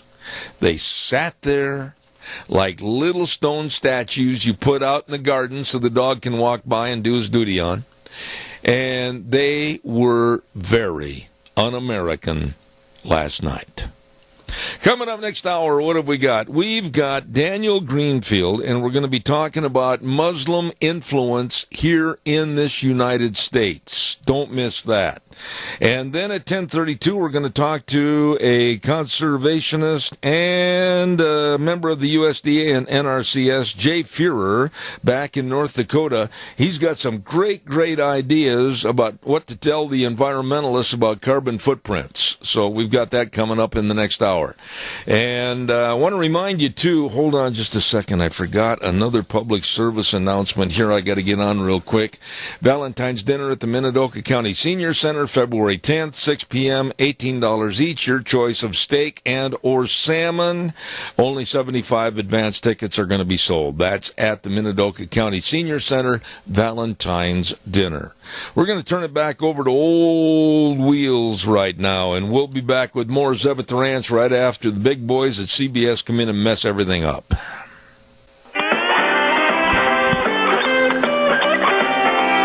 Oh, boy.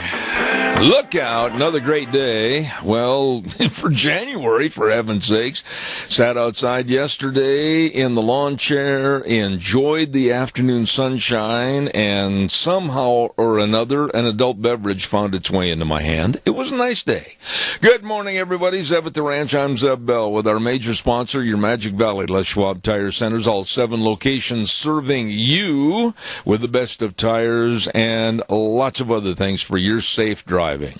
And also don't forget our friends at Burley Physical Therapy and Rehabilitation, 1263 Bennett Avenue, Suite 2 in Burley, helping you get back to feeling like you.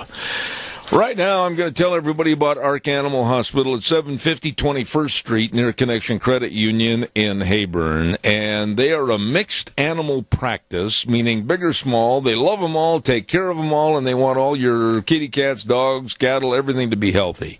Don't forget that next month in February, and the reason I'm telling you this right now, you better make an appointment, that it is teeth cleaning month for your puppy dogs at Ark Animal Hospital, 20% off. Make your appointment right now. Call them at 678-1177. Woo, puppy breath, knock you over.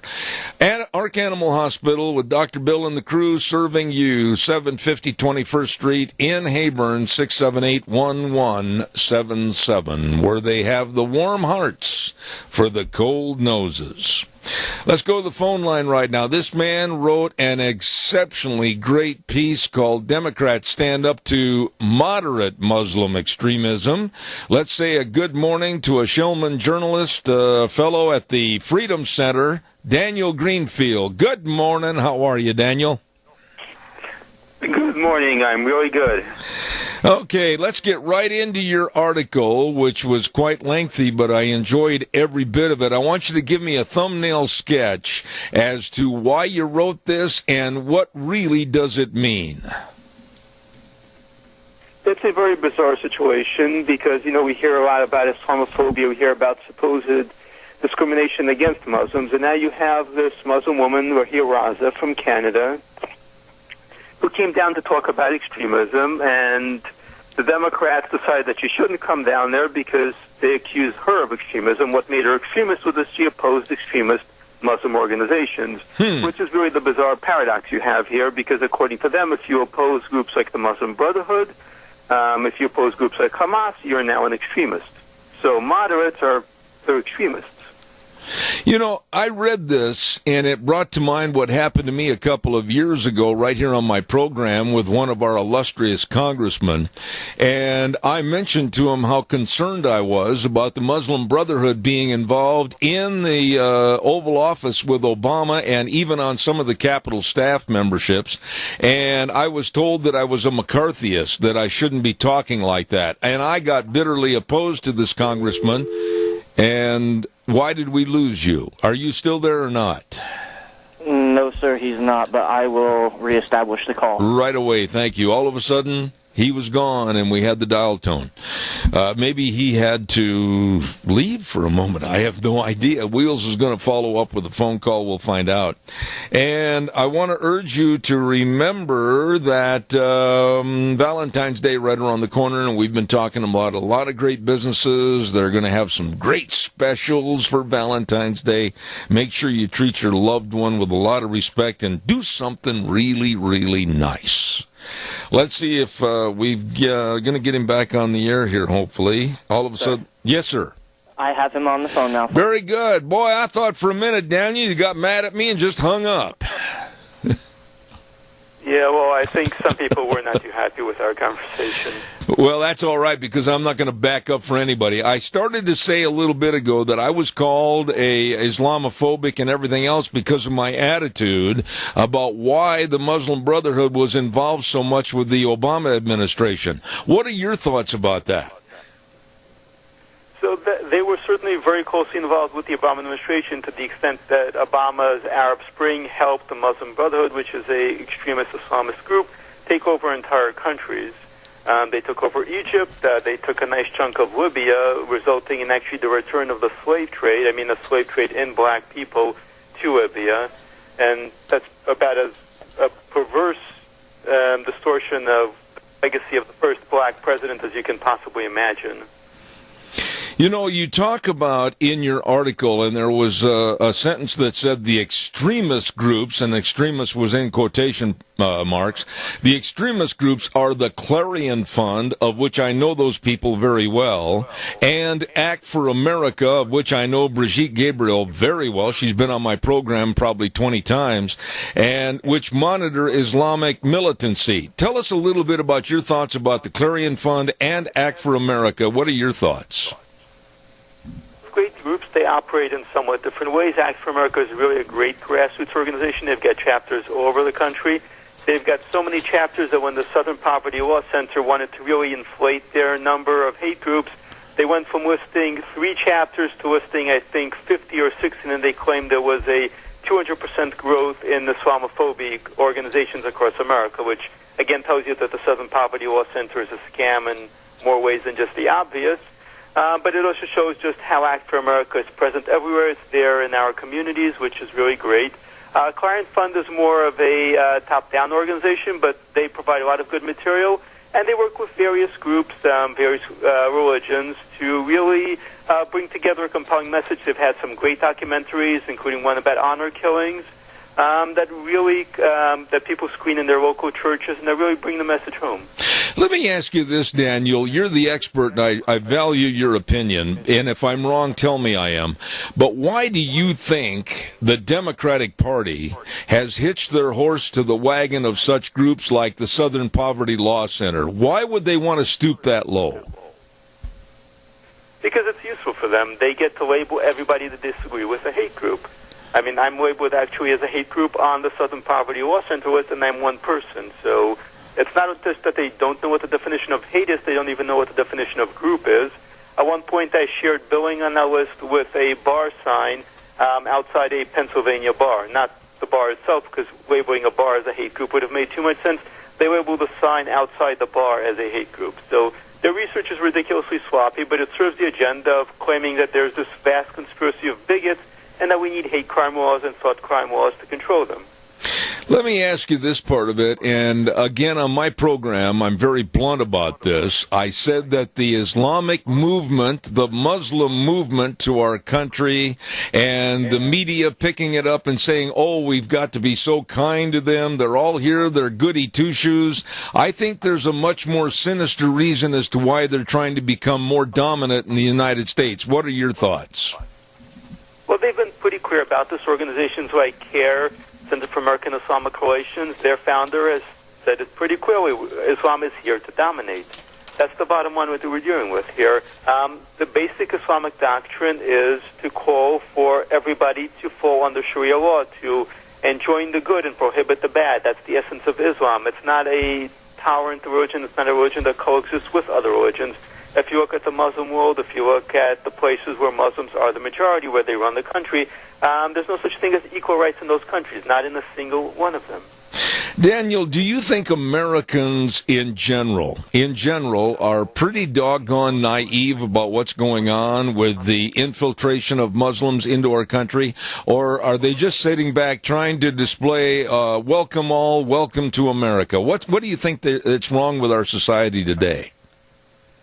I think most people pay attention to the media, and the media has allied very closely, like the rest of the left, with Islamist organizations, with groups like the Muslim Brotherhood, and they defend them at every turn. You know, people have lives to live, they've got car payments to make, they've got jobs to go to, they've only got so much time to listen to all this and to take it all in, and a lot of the time people just will hear whatever's on CNN for 2 minutes and then go on with the rest of their day, and what CNN, of course, tells them is completely wrong and untrue, and not just when it comes to Muslims, but just everything in general. So the challenge is actually getting the truth out there to people. That's why shows like yours are so important. You had a paragraph in your article that really piqued my attention, and I'm going to quote it, and I want you to respond to it. You said, but it's almost impossible in America. Hortman's attempt to stop Raza's visit shows just how effective the Muslim Brotherhood is at using the Democrats and the left to silence and suppress other Muslims. Conversely, it also means that Muslims in political life in America have to align with the Brotherhood. And right there, when I finished that sentence, I thought of Keith Ellison from Minnesota and others. What are your thoughts on that? It's very true. Keith Ellison made the transition from the Nation of Islam, which, despite its name, is not really an Islamic organization, though it is a violent hate group, and we now have a photo of Obama actually meeting with Farrakhan, the head of the Nation of Islam, while he was in the Senate, but I digress there. He made the transition to a more mainstream Islam, but that means CAIR, it means the Muslim Brotherhood, it means these types of organizations that are in some ways even more violent and bigoted than the Nation of Islam, and the media has largely given Ellison a pass on it. It accepted his lies. This was something he did back in college, when it actually went on for at least 11 years, when it went on while he was a lawyer and a father of 4, when he first ran for office as a member of the Nation of Islam. So they are very willing to give Democrats a pass. They're very willing to just write off everything when it comes to Islamic groups and that kind of hatred. And again, for example, we recently saw the release of a photo of Obama with Farrakhan. Almost no mainstream media organization has reported on it. They will do the 24/7 Mueller thing, but they won't talk about that at all. So there's just things that the media does not talk about. It doesn't talk about the consequences of that either. You know, when you talk about the problems that are going across this United States, the media, ABC, NBC, CNN, it doesn't make any difference. They seem to be in the tank for attacking anybody like me as being Islamophobic. And when I mention that I don't want to see anything about Sharia law being practiced in our court systems, they have a denouncement of me and others like me. What are your thoughts about how slowly but surely we're seeing a push for Sharia law to be implemented here in the United States? It's already happening. The first step is to just create communities where conventional law doesn't apply, where that are really not American in any meaningful sense of the word. They follow the same exact model in Europe. They're doing this in parts of the United States. There are these little Mogadishus and other areas, little Bangladesh in New York. And these areas produce terrorists, they produce, and they're run really around Islamic law. The people there don't turn to the police when something is wrong. They turn to their own political system, and that enforces things, resolves things according to Islamic law. And then there are the official and unofficial Sharia police, and the authorities who are usually Democrats turn a blind eye to this.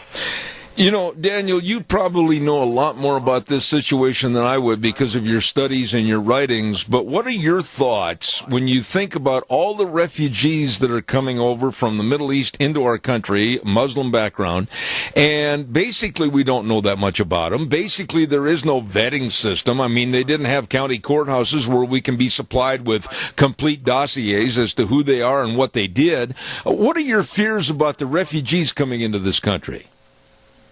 Well, first of all, it's important to remember, particularly under Obama, many of the refugees were fake refugees.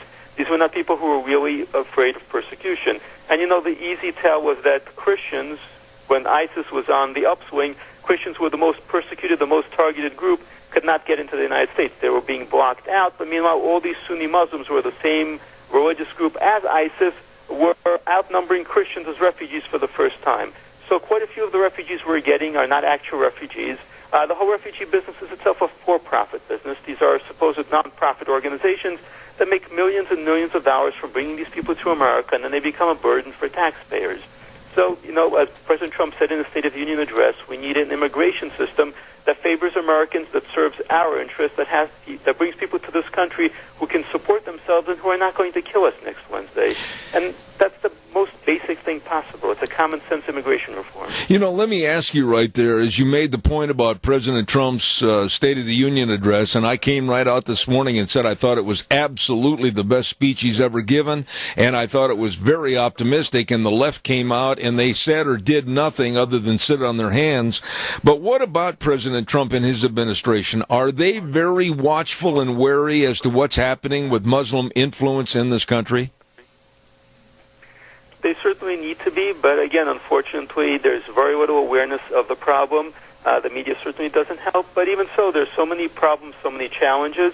And, you know, we've often talked about vetting. The administration claimed that they were going to do vetting.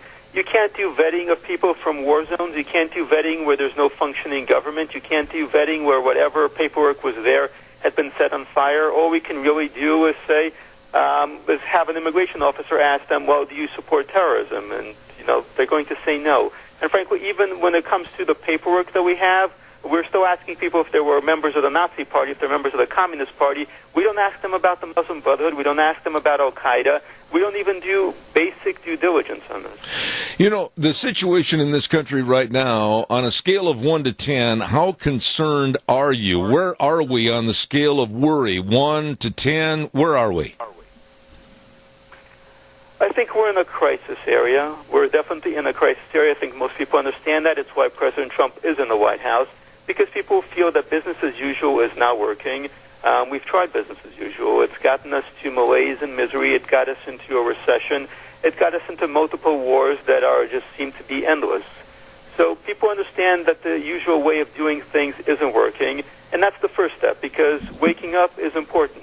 And waking up means being willing to embrace solutions that aren't within the political establishment. And, we see President Trump up there, and that's the perfect sign of it. President Trump has been willing to embrace meaningful immigration reform. He's been willing to say, we're going to stop immigration from terror countries. And, that's the most common sense response possible, and yet it's the thing that the establishment would fight against tooth and nail.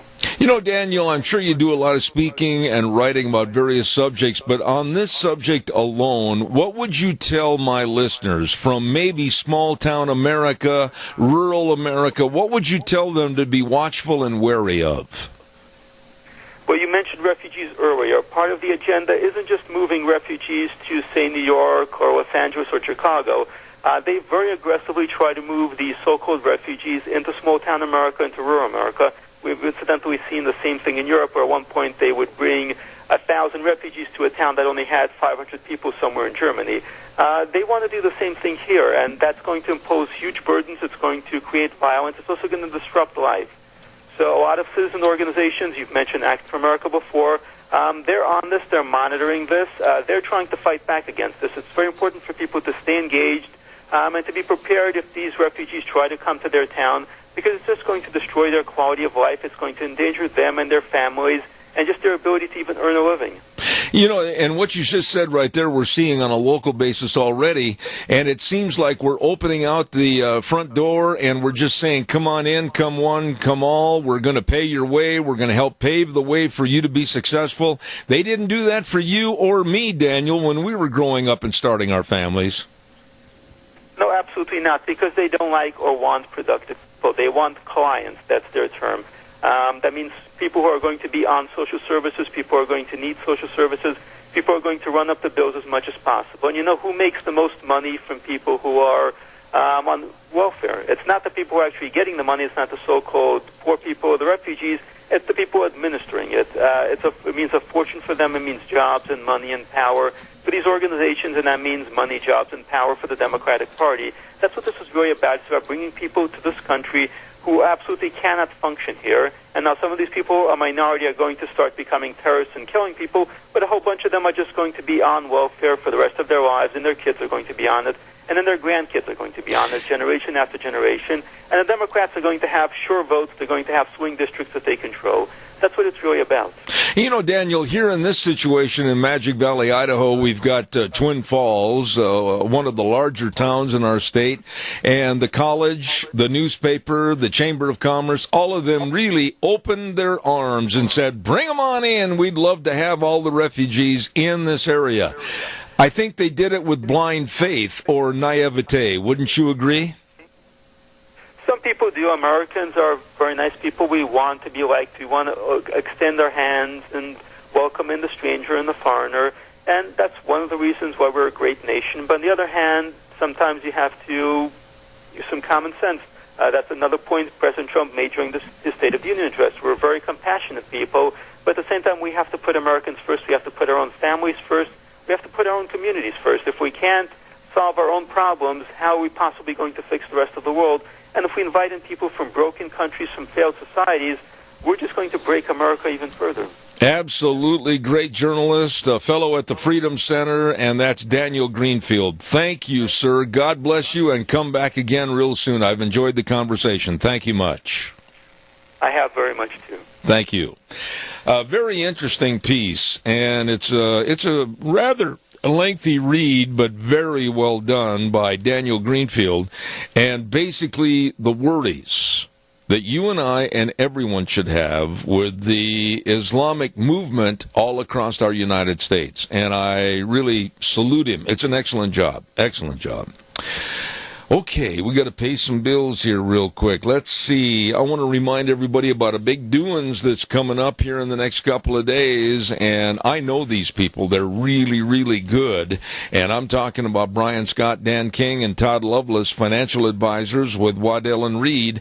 They're having a booth this weekend at AgriAction in the CSI Expo Center. But after that, the big deal is next Tuesday night they're going to have a free educational seminar on farm and ranch succession planning. Agriculture is the backbone of our community here in Magic Valley, and if you want to say in what happens to your farm or ranch, you need a plan, they're going to talk about that.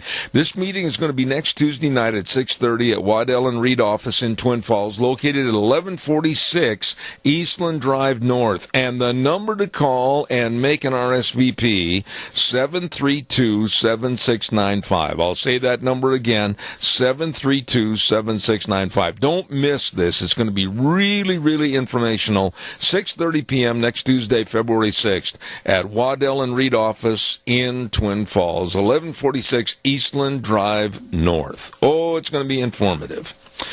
Okay, let's see what have I got coming up this next hour. We have Jay Fuhrer. And Sharon Hardy Mills, I give her a lot of thanks on this. She was the one that tipped me off about Jay. He's really, really an interesting man. And going to be talking about how the environmentalists want to take away our carbon footprint. We need carbon footprints. And Jay Fuhrer from back in the Dakotas is going to be on our program this next half hour, so stay tuned for that.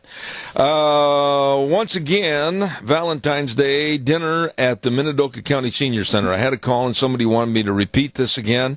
It's going to be February the 10th, 6 p.m. starting time, $18 on the tickets, and there's only 75 advance tickets that are going to be sold. No tickets are going to be sold at the door. They need to have a head count beforehand, and the number to call, 436-9107. 436-9107. Valentine's dinner at the Minidoka County Senior Center, steak or salmon of your choice.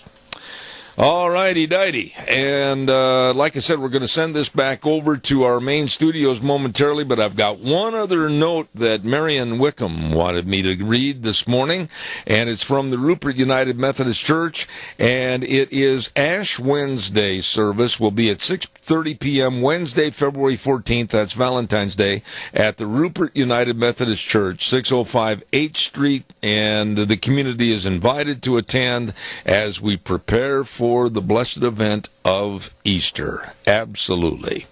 Right now, let's send it back over to Wheels, and he's going to have these good words. We'll be back in about 3 minutes. And now, back to Zeb at the Ranch on AM 1230 KBAR. To reach Zeb, call 436-2244 or toll free 1-866-927-4587. And now, here is Zeb Bell. Thank you. We're on the home stretch. Secretariat's right behind us. We're going to win. Anyhow, good morning, last half hour, and we've got Jay Fuhrer, conservationist employed by NRCS in Bismarck, North Dakota. My goodness, he's one of those Dakota people that's tougher than you can ever think. They live through the tough winters. Good morning, Jay. How are you? Good morning.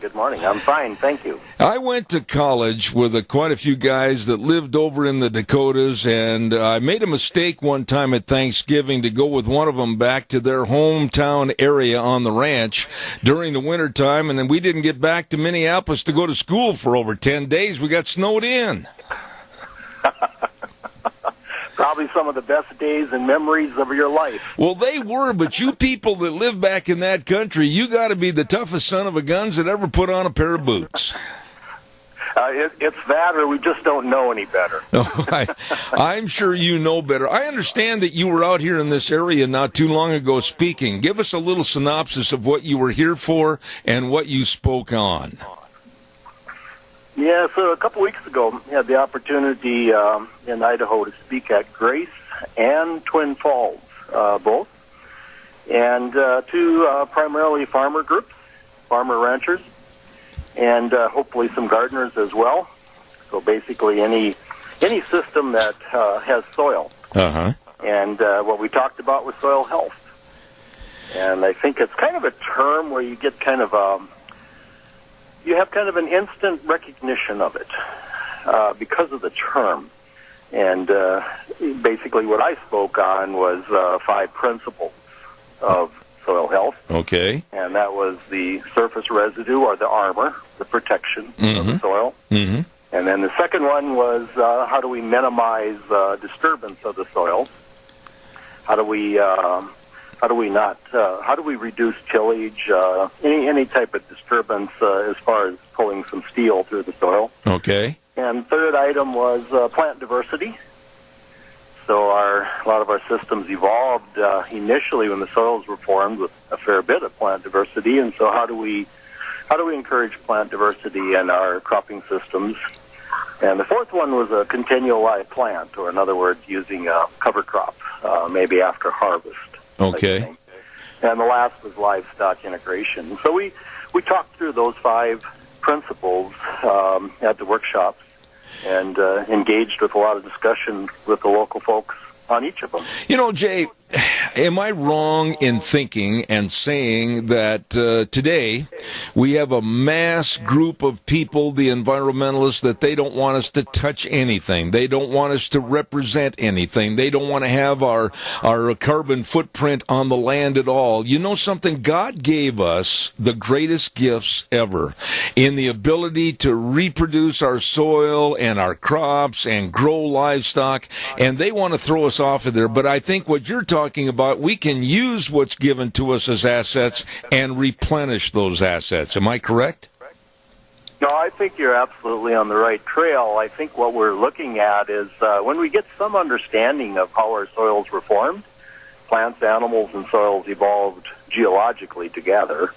And when we start taking a look at what was on these landscapes, say, for instance, pre-European farming, what was on these landscapes and how were they managed?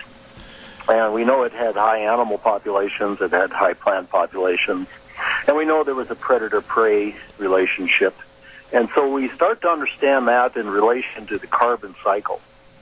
And then when we start taking a look at these systems, we can actually start to improve our carbon levels in these soils, which then evolves into higher soil food web populations, a little better nutrient cycling, a little bit better water holding capacity, infiltration. We can improve infiltration. So we start to look at it as a systems approach. And I think we take some of the geological information, we take some of the present day information, and we start to look at it with the carbon cycle. For me, it was a real game changer. I remember vividly the day I said to myself, I'm going to stop trying to conserve a degraded resource, and I'm going to put my efforts into building the resource and building soils. And that was a huge change in philosophy for me, but it's also a huge change in how we work with local people. Whether, like I said earlier, whether it's a gardener, whether it's a rancher, whether it's a farmer, it changed completely that connect between the people. And I think it created more of a bond and moving toward a similar goal. Let me ask you this, Jay. Farming from, let's just say, 150 years ago to today, are we in agriculture still the stewards of the land that we should be, or have practices become selfish and we're not doing things properly? Well, I think you're going to find, if you look hard enough, you find some of each. I think we have to rely on the people that are on the land, the people that are actually making their living from the land. I think we've always had to rely on them to the largest degree in terms of being stewards. And throughout my career, my goal has been to try to capture, say, a case study, if you will, about something innovative that a certain farmer or rancher is doing, and then try to monitor those soils. And can we see actually what's happening in terms of carbon, in terms of biology, in terms of nutrient cycling? And if we can, then can we highlight that article so that we all can understand what's happening on the landscape as consumers. Right. And I think that's one of the goals, one of the things I like to take a look at, and I think there's so much opportunity of that. I think we have a lot of unsung heroes that they quietly go about making their living on the land, but they've been great stewards.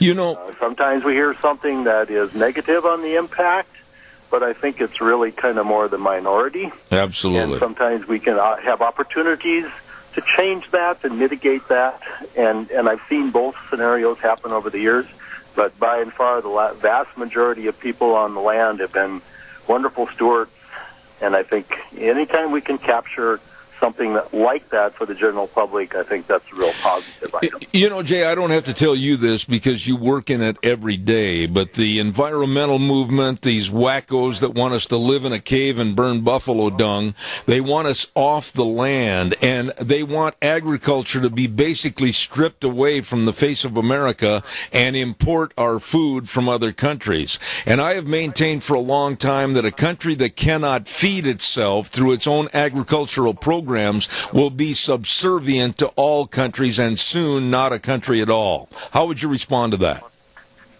My response on that would be, I see no reason, when we start to understand how a carbon cycle functions, and we start to understand the water cycle and nutrient cycles, and then we start to bring in and we apply these concepts.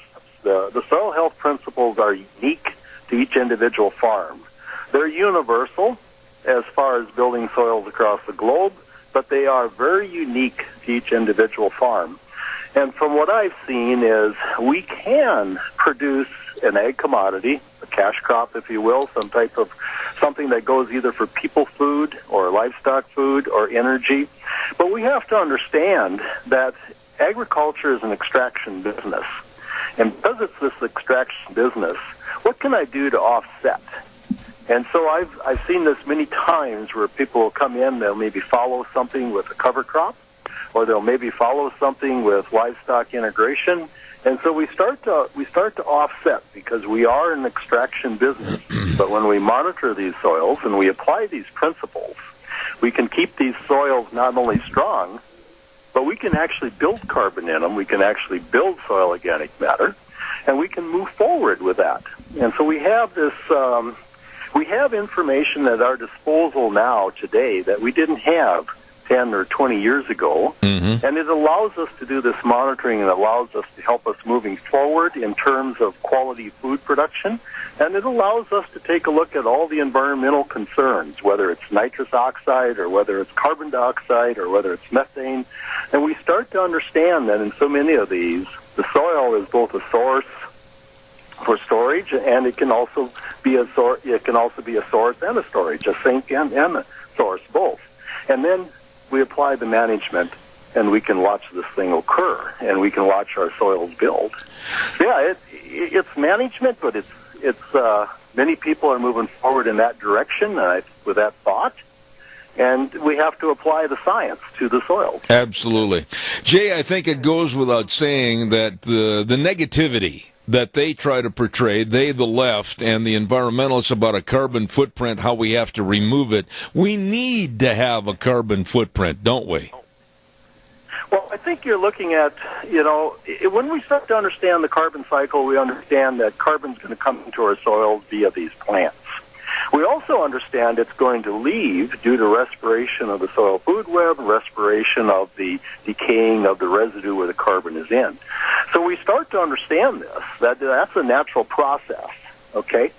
I think where the concern comes in for me, when I look at a field, if I see more carbon leaving than coming in, is that unusual for a one-year thing? No, not so much. But what we want to do is look at it over a rotational period, and we absolutely want more carbon coming in than leaving because then our soils improve.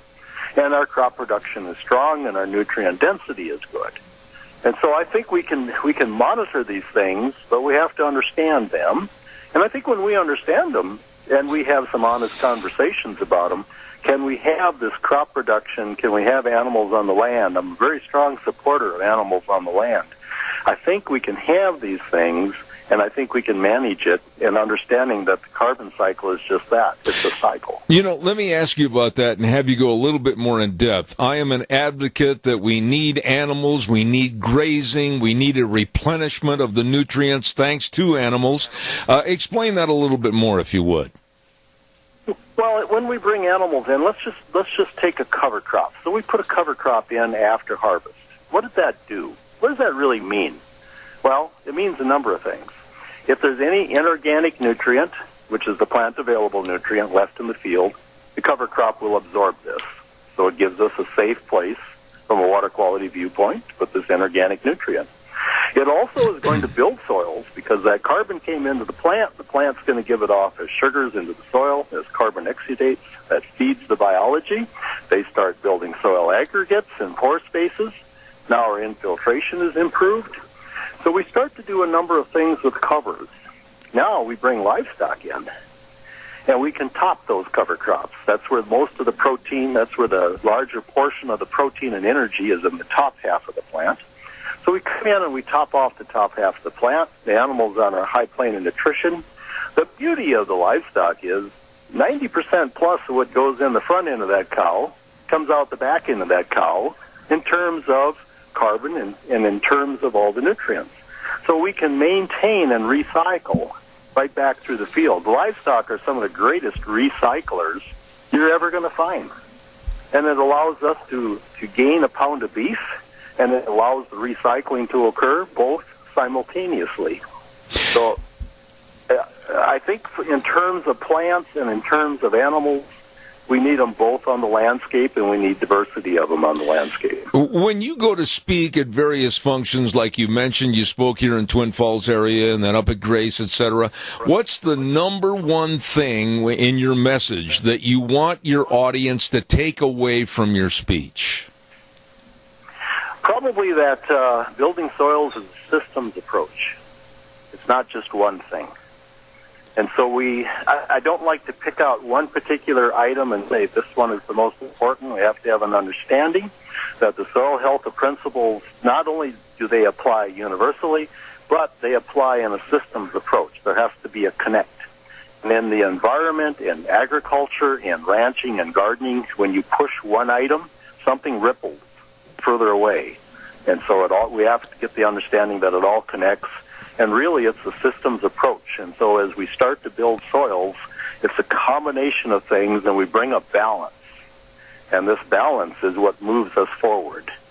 So that would probably be the number one thing right there, Zeb. Let me ask you this question then, because of the different diversity of soils and the way farming is done and the crops grown, etc., whether it's Nebraska or up in the Dakotas or whether it's here in Magic Valley or in the San Joaquin Valley in California, is there a different application to your message?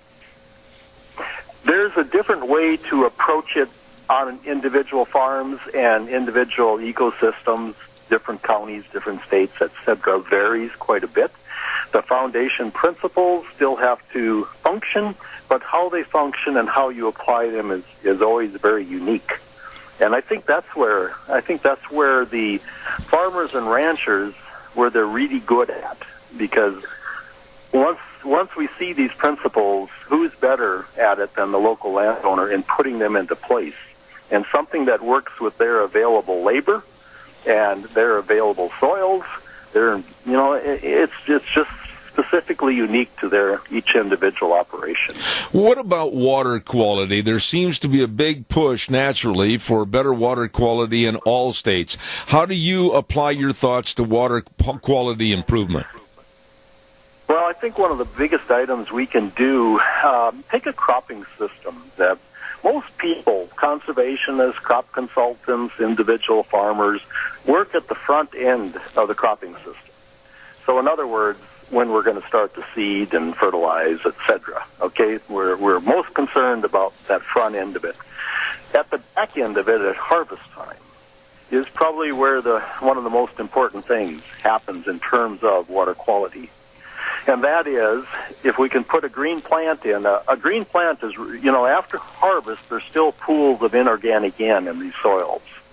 And so if we can go ahead and absorb those with a cover crop, a green plant is the only safe place. Once it's converted to inorganic nutrients, only a green plant is the safe place to absorb that, because if we don't absorb that, that's the inorganic nutrient that's likely to go up or down. If it gets saturated, very wet, nitrous oxide, it returns to the atmosphere.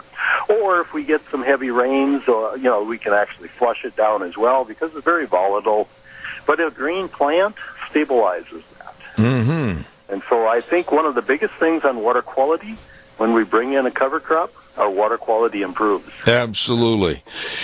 Jay, I want to thank a very dear friend of mine that knew you and had heard you speak, and that's Sharon Hardy Mills, and I want to thank her for leading me to your telephone number to get you on our program.